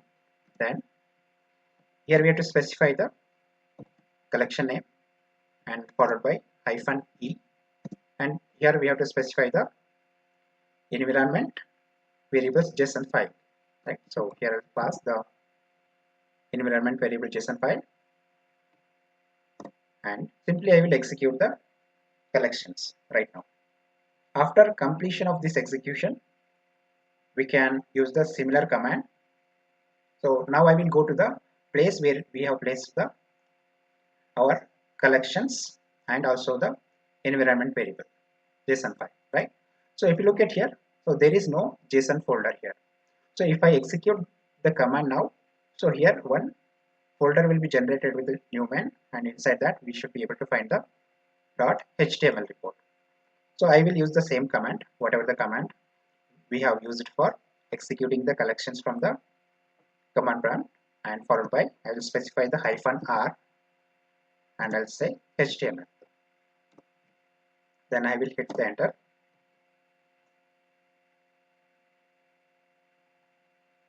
So it will take few seconds and eventually it will generate the HTML report. Let's go to the place where we have the collections, right? If you look at here, newman folder got created and inside there is a HTML report. Let's open this HTML report now. And if you look at here, total number of assertions is 60. Out of that, one got failed and total failures are 1. So this is the expected failure. And here you will see the folder wise all the API requests.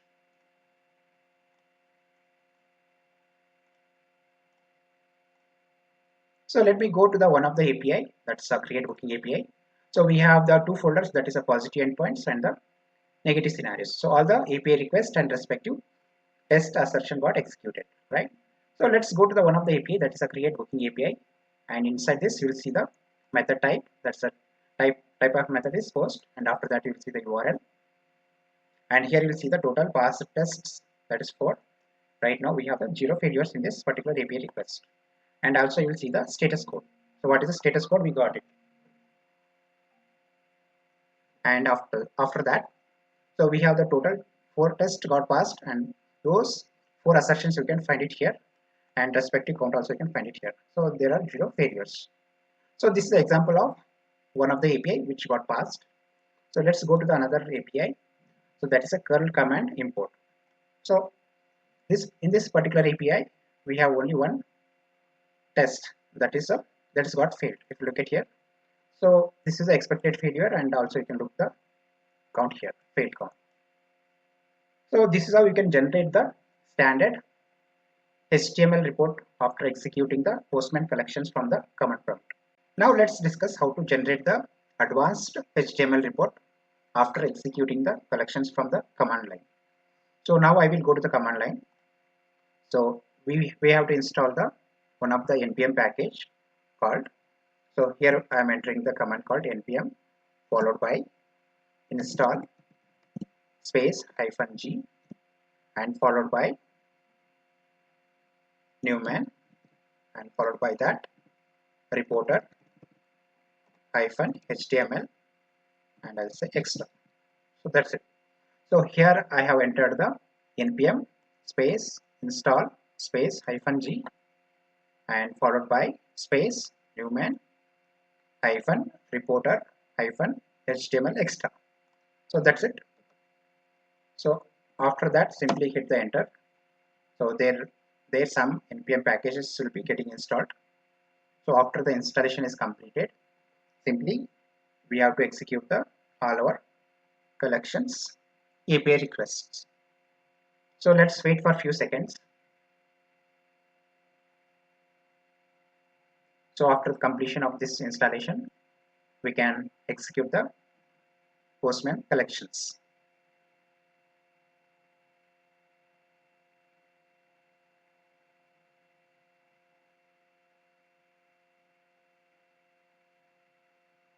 So it is very easy. So just you need to use the only one simple command. By using that, we can generate the advanced HTML report. So installation got completed now, right? So here we have to execute our collections. So that's the reason here I'm entering newman followed by run. Then I'll specify the collection name and I'll specify the -e. Followed by that, I'll specify the environment variable JSON file, and followed by we have to specify the 2- followed by reporters equal to CLI and comma, then simply enter the HTML extra.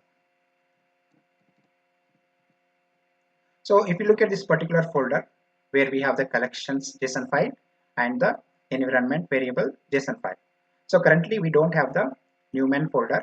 After executing this collections, So in this particular location, newman folder will be generated. Inside that, we will be finding the HTML report. So let's execute our collections, and after that, it will create the newman folder, and also it will create the .html report. So that's it. So execution got completed. So we have the assertions. Total assertions is 16. Out of that is one got failed. And let's go to the location. And if you look at here, newman folder got generated. Let's open the HTML report. So this is the advanced HTML report for the API testing. So you can switch between this dark and light. And in my case, I will keep it as light. So this is a whole summary. You can find total number of assertions. Out of this, one got failed. And if you come down also, you can see the summary of the complete collections execution. And here also you can see the assertions part. Total is 16 and one got failed. And you can switch. You can click on this particular total requests. And here you will find the folder wise all the API request and respective test script. And you can click on this expand folder. So it will expand the folder. So right now we have the two folders. One is positive endpoints, which has the 7 API request, and second folder we have is negative scenarios, which has the 2 API request. Let me expand this folder. So let's go to the one of the API here. I will open the create booking API. So here you will find the request method and the URL which we have used, and here you will find the status code. So if you look at the percentage of passing in this particular API, that is assertions. So all the assertions got passed in this API. So if I come down, so this is the request headers, all the key and the values are there, and after that request body, what we have sent to the server. After that response headers, what we got it from the server, and after that you will find the response body. So this is the response we got it from the server, and then finally you will see the test information. So here you will find all the test names and respective status, and all the 4 tests got passed, and also here you can see the total number of tests is 4. So this is the one of the API which got passed all the test script. So let us go to the another API where our one of the test script got failed. So if you look at this color, so if it is green, that is nothing but all the assertions got passed in that particular API, and if it is highlighting in the red color, that is nothing but so assertions are got failed in that particular API. So let's open this API, that is a curl command import, and this is the post API, post method API, and this is the URL what we have used, and this is the request headers, then request body, and this is the response headers what we got it from the server, and this is the response body, and finally we have the test information. And also you can copy this particular response body also by clicking on this copy to clipboard. And if I come down here, so this is the only one assertions we have added, that is nothing but only one test is there inside this particular API, and that is what failed here. And if you look at this particular total count also 1, and here you will see the test failure reason. So actually expected is 202, but we are getting the 200 status code from the server. So this is the expected failure in our case. So this is how you can generate the advanced newman HTML report after executing the collections from the command prompt. Hey, hi friends, this is Bakappa. In the previous tutorial I have discussed how to install newman tool, and then I have discussed how to execute the Postman collections from the command prompt.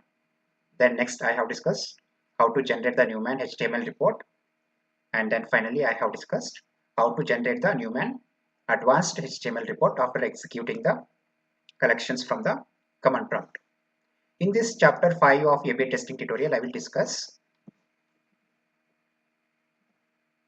how to create the patch API request. Then I will discuss the couple of interview questions on Postman API testing.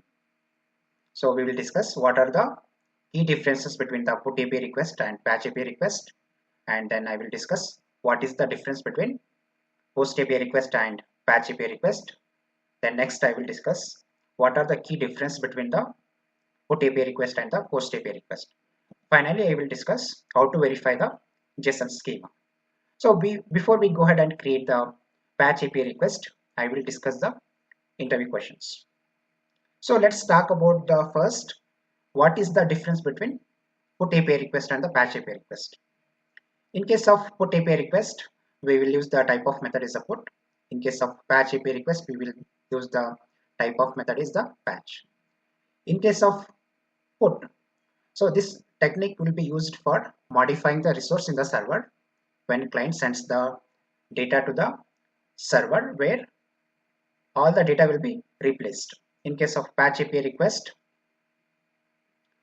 so this is also one of the technique of modifying the resource in the application server when client sends the partial data, and that will be updated without replacing the whole data in the application server. And in case of put, so this put request consumes the more bandwidth, but patch request consumes the less bandwidth, because in case of put API request, we will be sending the whole data. In case of patch API request, we will send the partial request body. So that's all about the put API request and the patch API request difference. And let's move on to the next topic, that is what is the difference between post API request and the patch API request. In case of post API request, we will use the type of method is a post, and in case of patch API request, we will use the type of method is patch.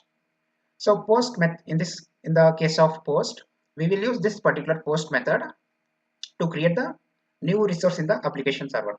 But in case of patch, so patch API request will be used when we are modifying the resource in the server where client sends the partial data to the application server. Only that partial data will be updated without replacing the whole data in the application server.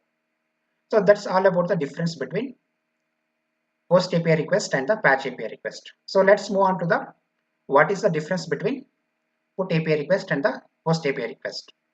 In case of put API request, we will use the type of method is put. In case of post API request, we will use the type of method is a post.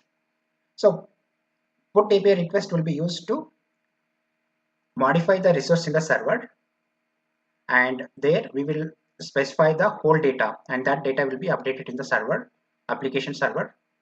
So mainly we will pass everything, whatever the data is there for any specific resource, that specific resource data will be updated with the request body. But in case of post, we will use this particular post method to create the new resource in the server. Now let's discuss what is patch API request and how to create the patch API request. So let me define what is patch API request once again. So patch API request is one of the type of API request, and this patch API request will be used to modify the resource in the application server. When client sends the partial data to the server, only that partial data will be updated in the server without replacing the whole data in the application server. So here I will use the update booking API, and I will create the duplicate of this API request, and I will rename this request as partial update booking. So that's it, and after that I will specify the type of method is patch here. So that's it, and I will come to the body now, that's the request body. So as I said in the definition, so we will be mentioning the only partial data. So client will be sending the partial data to the application server, right? So here I will remove all the fields here except the first name and last name. So that's it. So if you look at here, so we are trying to pass the only first name and the last name. So here I'll specify the first name as Postman, and I will specify the last name as tutorial. So that's it. So if you look at this particular API request, that's a patch API request, and it is got updated with the patch, and we have specified the partial update booking as the request name. So let's create the new booking first, and we'll start updating the one of the booking partially. So we have created, so we got the booking ID here, and let's read the booking details. And if you look at here, the first name is testers and the last name is stock. So let's execute the token generator. So this is the concept we are using here. That's a JWT. So that is nothing but JSON Web Token. We are generating the web token, and after generating this web token, we are using this token in the partial update booking API request headers. If you look at here, so we are using that particular token. So let's generate the JWT and we'll execute the partial update booking API now. So if you look at here, the first name is updated with the Postman and last name is updated with the tutorial. So let's verify by going to the get booking details here. And if you look at here, first name is updated with the Postman and also last name is updated with the tutorial, and rest of the details are same. So we have updated the only specific details, that's partially we have updated in this whole particular resource details, right? So let's try to update only the first name. So now I will add the request body. I will specify the only first name. So you can specify only one field also. Here I will specify the first name as API testing.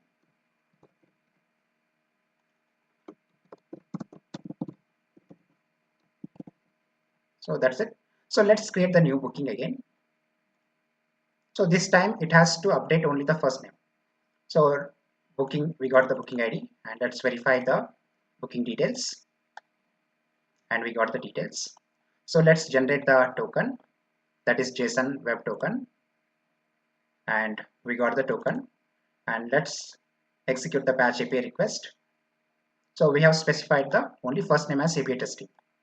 So only first name should be updated with the API testing, and rest of the details should be as is. And if you look at this one response, we got the 200 status code. Also first name is got updated with the API testing.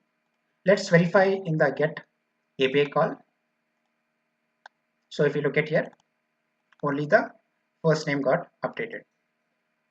So this is how you can create the batch API request in the Postman while testing the APIs. Now let's discuss how to perform the JSON schema validation. So before we go ahead and verify the JSON schema, so let's understand what is schema validation. So I will create the one new booking here. Then we will read the booking details by calling to the get API call. So if you look at the couple of fields and respective values, first one is first name, last name, and also the additional names. If you look at the respective values, all the fields, all three fields are accepting that the data in the form of only string, right? So in these places, if we are getting the different type of data, for example, we may get the integer data or we may get the boolean data. So in those cases, our test script will get failed. So this is nothing but the JSON schema validation. For example, so there is another field called total price. So total price should contains only the numeric data. So if application server is returning the string type of data, so automatically our test script will get failed. So let's perform this validation. And before we go ahead and perform this validation, we have to convert this particular response into the JSON schema. So you can convert any JSON object into the JSON schema by yourself, or you can get the JSON schema from the development team.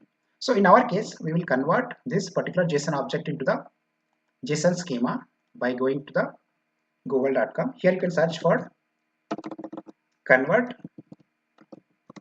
JSON to JSON schema. So here you can go to the first link, liquid.technologies. So this site is returning me the proper JSON schema for the JSON object. So simply you can paste the JSON object which you want to convert into the JSON schema, and you can click on I'm not a robot. So simply you can select whatever the motorcycle. So let's verify it.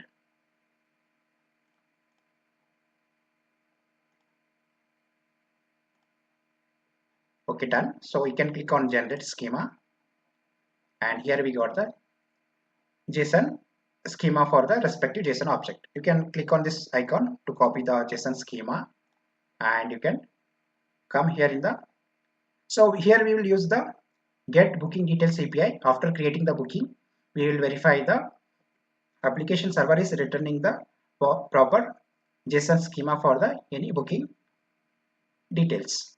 So here I will select the get booking details API, and I will go to the tests tab, and I'll come down here.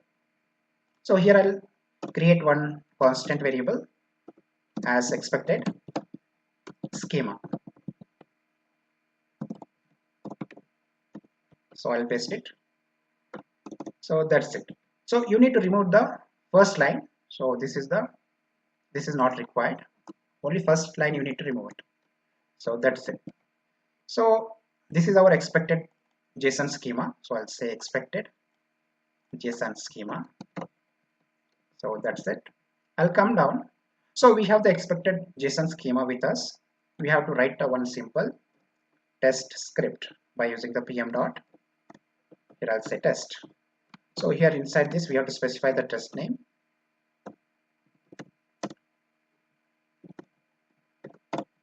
So that's it. So here I'll specify the test name as verify JSON schema. So that's it. Then inside this test script I will use the pm object. So this pm object contains the API request and the response. So here I'll use the response dot to dot. So basically here I'm converting this to the JSON schema. So here I'm calling to the method called JSON schema.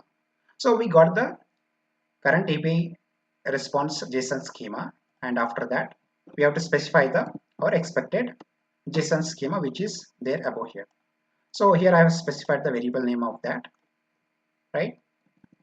So currently our schema is matching with our API response schema. So in this case it will get passed. This particular test will be passing.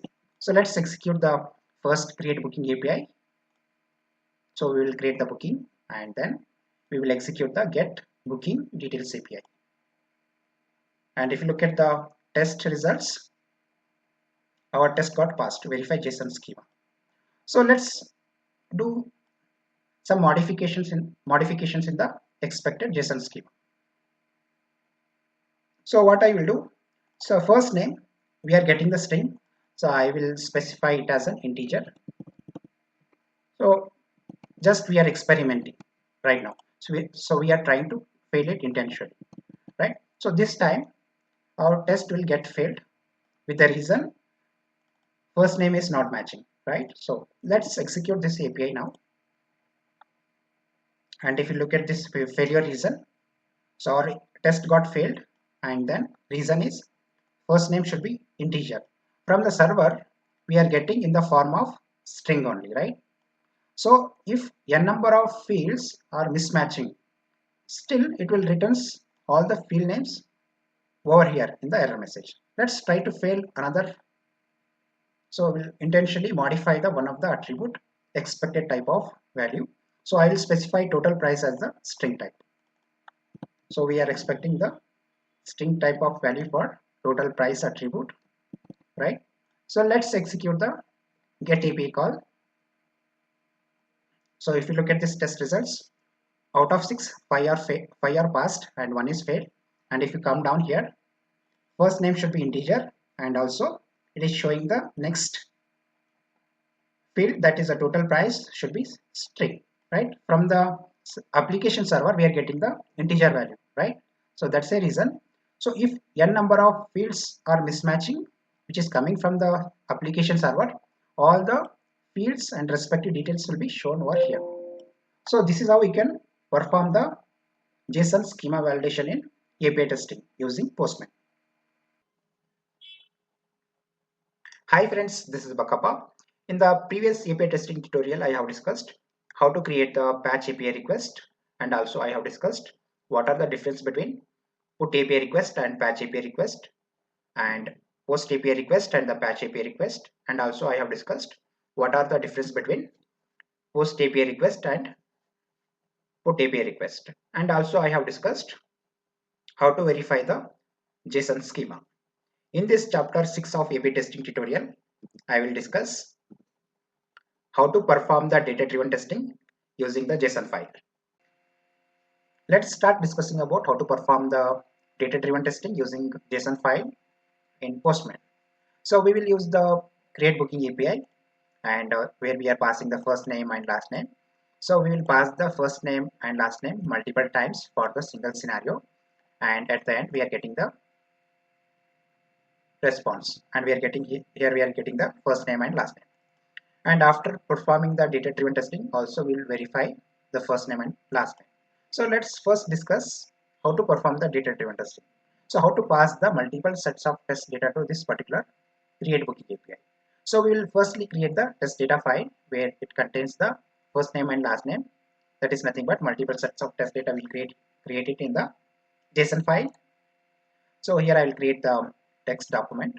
Later we'll convert this document into the JSON file. So here I'll write the two brackets. Inside this I will write the JSON object. So two bracket is nothing but this is the array of JSON objects.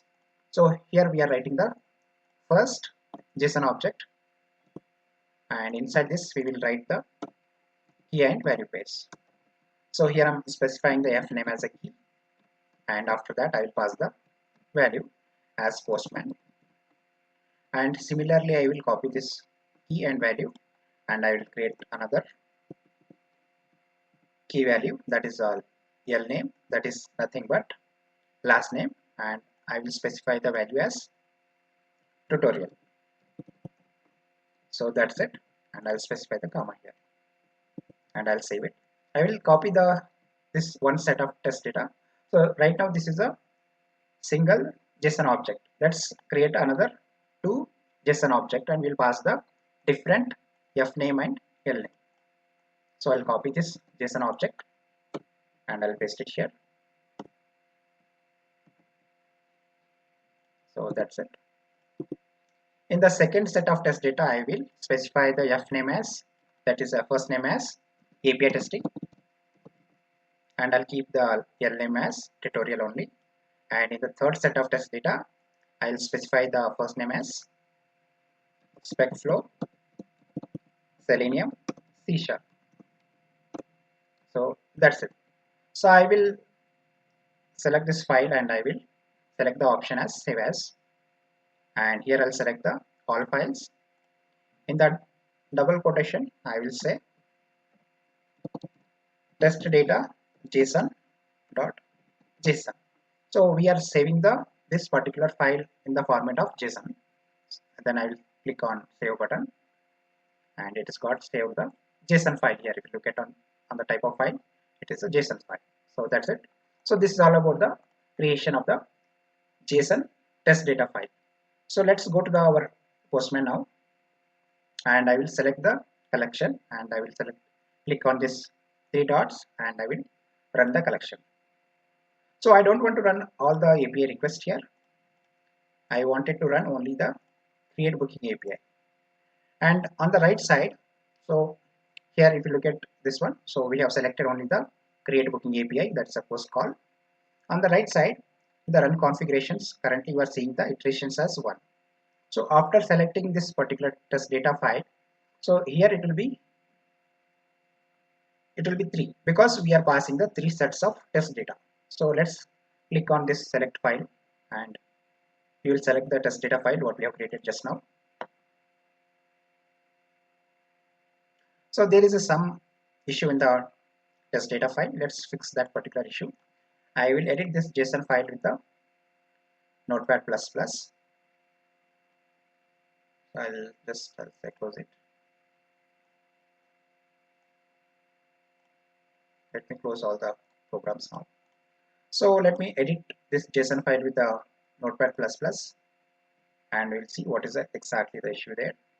So at the end we have specified the comma. Let's remove that comma. So that's it, and we'll close this file, and let's try to select the same file again.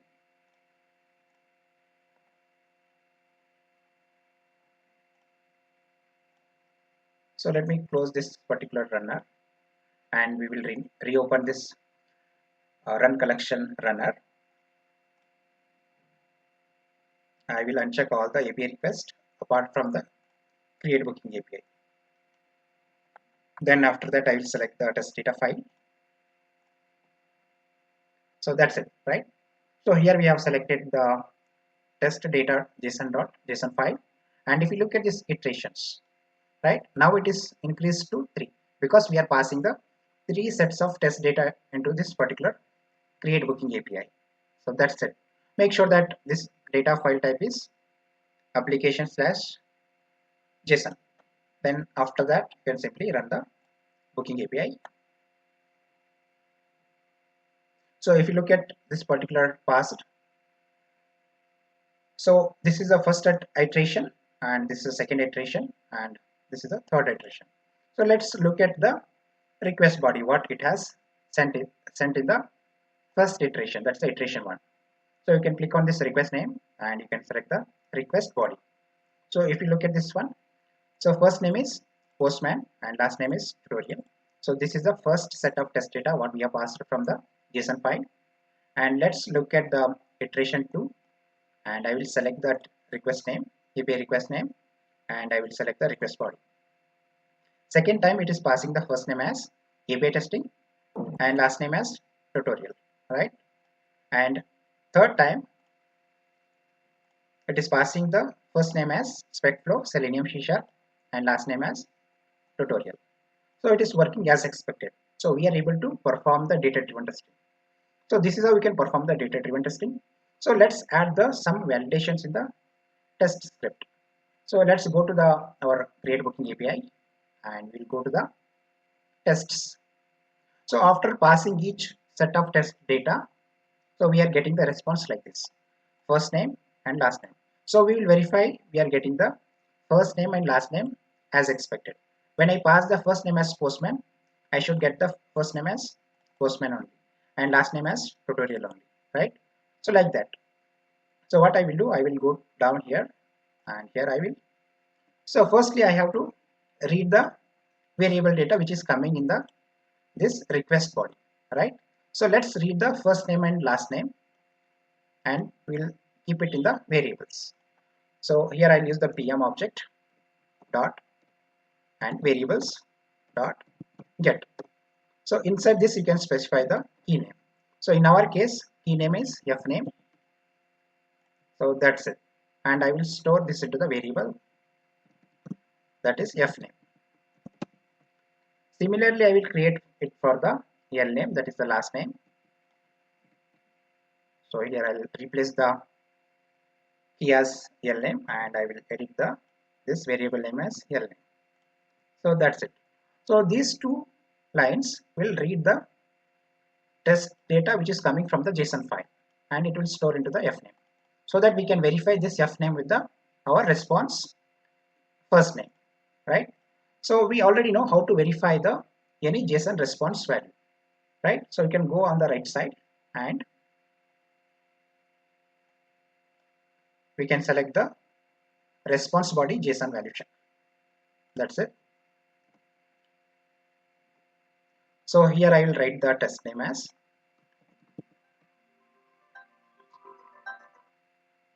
verify first name. So that's it. I will take out this line number 24 out of this test method and I'll keep it as a global. So this particular JSON data contains the current API response in the form of JSON object, right? Then I will delete this line, and after that, so here we have to specify the JSON current JSON response value, and after that we have to specify the here expected value. Expected value we have here, we are reading it from our test data file.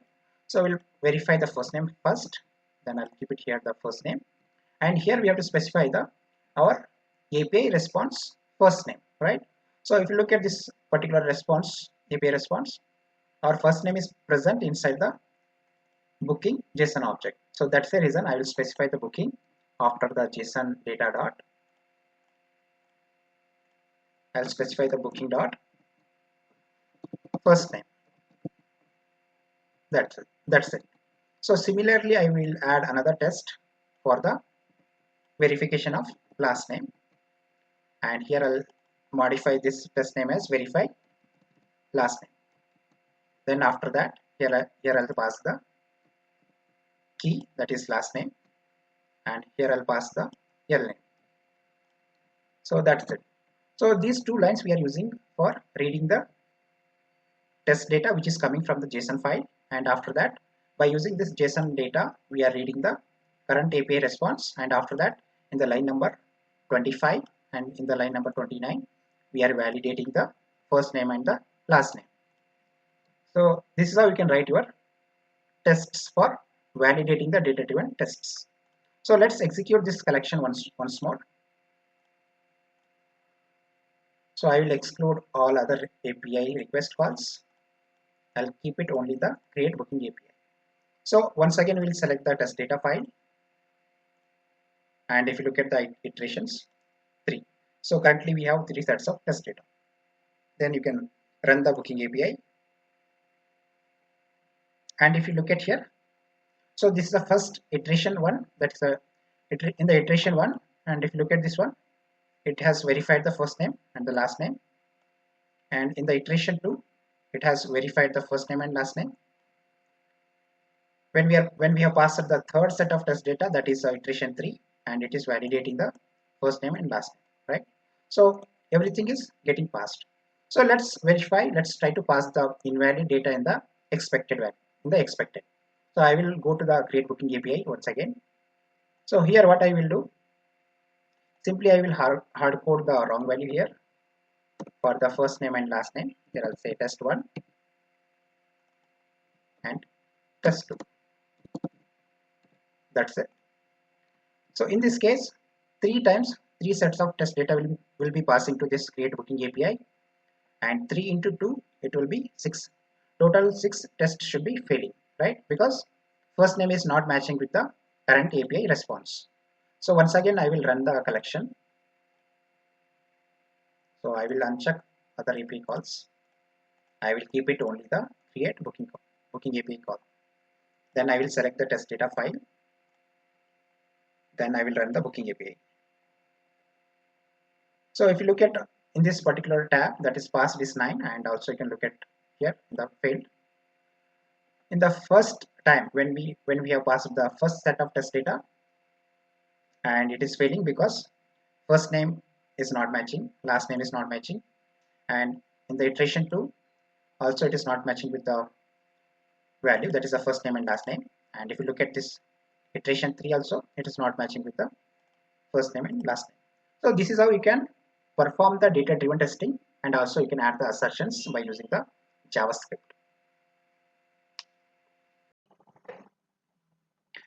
Hi friends, this is Bakappa. In the previous API testing tutorial, I have discussed how to perform the data driven testing using JSON file. In this chapter 7 of API testing tutorial, I will discuss how to perform the data driven testing using CSV file. Let's start discussing about how to perform the data driven testing using the CSV file. So previously we have discussed how to perform the data driven testing using the JSON file. So while discussing the JSON file data driven testing, so we have passed the first name and last name from the JSON file, and at last we have verified the first name and last name. And if we go to this particular tests, so we have written the line number 20 and 21 for reading the test data from the test data file, and after that the line number 25 we are verifying the first name, and in the line number 30 we are verifying the last name, right? So these are the two validations, so will be applicable if we pass the CSV test data file. So let's prepare the CSV test data file, then we will discuss how to perform the data driven testing using the CSV file as well. So I will go to the one of the folder here, and I will create the Microsoft Excel worksheet, and we will convert this into the CSV file later. So here I will add the header as F name and then L name. So f name is nothing but first name and l name is nothing but the last name. And here I will specify the first name as Postman, then last name as tutorial. Then this is the first set of test data, and we'll pass the second set of test data as API testing as the first name, and I will specify the last name as tutorial. And we have passed the first set of test data and second set of test data, and let's pass the another set of test data. So here I will specify the first name as specflow selenium C# I will specify as the first name. Then last name I will specify it as tutorial. So that's it. We have specified the three sets of test data in this CSV file. So we will convert this Excel file into the CSV file. You can go to the file and you can select the save as option. Then after that, select the location wherever you want to keep your test data file. And here in the save as type, I will select the CSV type. So here I'll select this CSV comma delimited. Then after that, I'll specify the file name as test data CSV. So that's it. I will save it. So I'll say yes. Then I will close this Excel file. So that's it. So here we have our CSV file. So this is all about creating the test data file. Let's go to our Postman now, and I will select this collection and I will click on three dots and I will say run collection. So here we will use only the create booking API, and I will uncheck all these other API calls and respective test script. So that's it.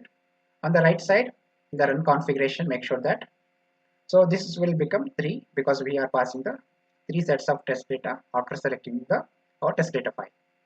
So we'll select the test data file now, and here I'm selecting the test data CSV file. Then I'll say open, and if you look at here, so iterations got, now it is increased to 3, and also or whatever the file we have uploaded, we got the file here. And make sure you are getting the text/CSV as the data file type. So after selecting our test data file, and after that simply you can run the booking API. And if you look at this one, so here total we have 3 iterations. In the first iteration, this is the first iteration, and it is verifying all the assertions, that is a status code, body contains some string, content type, response time, first name and last name. So these two we are passing it from our test data file. Based on that, it is verifying the API response. So let's look at what is the request it is sent to the application server. In the iteration 1, that is the first set of test data should pass to the application server now. So I will go to the request body, and if you look at here, so it is passing the Postman tutorial as the first name and last name. That is in the iteration 1. In the iteration 2, it is passing the API testing tutorial as the first name and last name. And in the iteration 3, our API is passing the first name as specflow selenium C# and last name as tutorial, right? So this is working as expected. So this is how you can perform the data driven testing using the CSV file.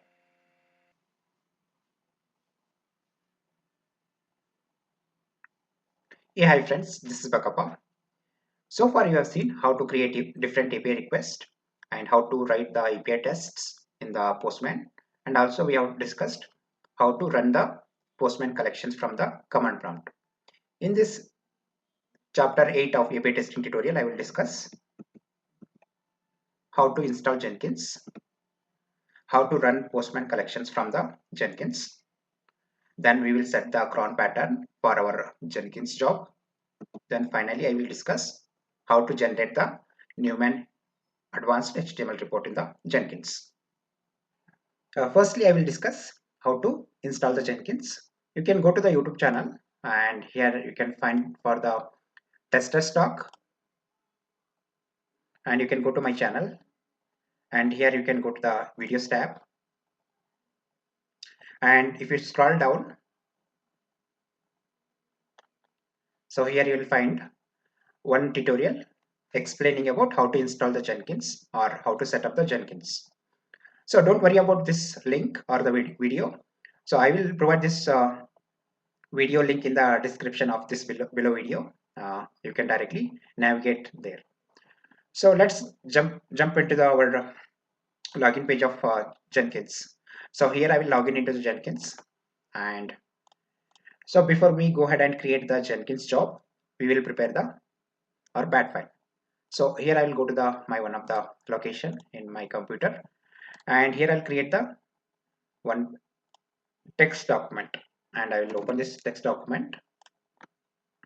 After that, so we have to specify the one command, that is, so we have already discussed how to run the Postman collections from the command prompt, right? So same command we are using in our bat file. So if you look at this particular command, so here I'm specifying the newman followed by run, and after that we have specified our collections.json file, and after that -e, and followed by I have specified our environment variable JSON file. So simply I will copy this command. Just now what we have created a text document, so I'll paste it inside that. After that I will click on this file and I will do the save as, and here I'll select the all files, and after that in the double quotes I will specify the file name as Jenkins job1.bat. So basically here we are creating the Windows batch file, and I'll save it. So that's it. So if you look at here, we got the Jenkins job1 Windows batch file type, right? So we have created the Windows batch file. Let's go to our Jenkins. So here I'll click on new item, and here I'll specify the name of the item as booking API, and after that I will select the freestyle project and I'll click on OK. So that's it, and after that you can go to the build tab, and here you can click on this add build step, and here you can choose the execute Windows batch. So here we have to provide our bat file path, just now what we have created, right? So simply I'll copy this path. After that I will specify the file name as Jenkins job1.bat. So that's it, and click on apply and save it. So that's it. Let's go to our dashboard, and here we got our Jenkins job created. You can click on this job, and after that simply build now. And if you look at here, first Jenkins job is running. You can click on this particular job, and if you look at this one, all our APIs are getting executed, and here you are seeing some of the Unicode characters. So we'll see how to overcome this issue now. So if you look at this, our build status, it is success. All the APIs and respective tests are passing here, right? So this is how we can create the Jenkins job. So now I will discuss how to overcome this particular issue, right? So let's go to our bat file. So I will edit this particular bat file. So after the run, I will specify this particular line, that is a -- disable -Unicode. That means it will simply deletes, simply it will convert into the proper values instead of printing the Unicode values. So that's it. So I have saved this particular bat file after editing it. So that's it. Let's go to the Jenkins now once again. Again I will go to the booking API job, and again I will build it. So if you look at here, our second Jenkins job is running. You can click on this job,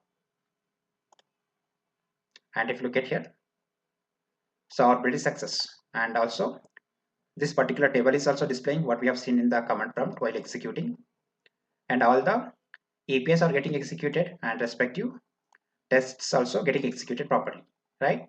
So this is how you can create the Jenkins job, and this is how you can execute the Postman collections from the Jenkins. Now let's start discussing about how to set the cron pattern or how to schedule the Jenkins job. So you can go to this google.com and you can search for cron wiki, and here you will find the cron Wikipedia. And if you go down, so basically this cron will be used for scheduling the Jenkins job. And if you come down in the overview section, and here you will find the 5 stars. So first star indicates minutes, and second star indicates hours, and third star indicates day of the month, and fourth star indicates the month, and fifth star indicates the day of the week. Sorry. So basically you can decide when you want to execute your Jenkins job, right? Let's go to our Jenkins job now. So we will schedule our booking API collection execution by using the cron pattern. You can go to the configure here, and inside this you can click on build triggers. So inside this build triggers, you'll find one option called build periodically, and here I'll specify 5 stars. So what I will do after specifying 5 stars, I want to execute my booking API job every minute. So that's the reason I will specify it as a 1 here. So in the first star, after that I will specify 1 forward slash, that is a by 1. That is nothing but, so this particular job will execute every minute. So let's apply it and save it, and we'll wait for the first run. So basically it will take the 1 minute of time. That is nothing but, for example, right now the time is 19:59. So it will execute exactly, if you look at here, at 8 p.m. the first job is running. If I go to this particular job, and here you'll see all the APIs are getting executed, and at the end you will see the success as the build status, right? Let's go back. The first run is on 8 p.m. and we'll wait for the fourth Jenkins job. So it should execute at 8:01. So this is very easy. You can try at your end, and also you can create the Jenkins job by installing the nodejs, and also you can execute the newman directly in the Jenkins itself instead of creating the bat file, and also you can execute your Postman collections in the Jenkins. And if you look at here, at 8:01 another job is running, and also it is got completed. You can click on this particular job number, and you can click on the console job, and if you come down here, so you'll find the build status and also respective output also here. So this is how you can schedule the Jenkins job for the Postman collections execution from the Jenkins. So far you have seen how to install Jenkins and how to create the Jenkins job, and also I have discussed how to schedule the Jenkins job using the cron pattern. Now let's discuss how to attach the newman HTML report into the Jenkins job after the build execution. So we have to add this particular command in the bat file. So after this adding this particular command till the environment variables, we have to specify --, reporters equal to CLI, comma, then we have to add the HTML extra in the Windows batch file. Simply I will copy this one, and I will go back to our Windows bat file, and I will edit this particular bat file, that is a Windows batch file, and at the end I will specify the --, reporters equal to CLI, comma, and we'll specify HTML extra. That's it, and I will save it, and I will close this particular file. So that's it. Again I will go back to the Jenkins now, and here I will simply click on build now, and there should be a 12th job running.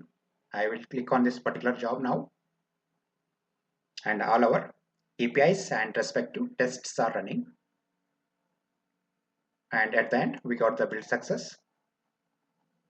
And we can go back to our job, and here you can select the workspace here, And if you look at here, so there is a folder called newman. You can click on this newman. And if you look at here, so you are finding the .html report. So you can directly click on this one and you can open it. But this report will be not so much visible properly, right? So what you can do, you can go to the Jenkins job and you can click on this all files in zip, so that it will download all your files. And simply I will open that particular zip file. So this is a zip file what we have downloaded just now, and I will open this file, and here we got the HTML report.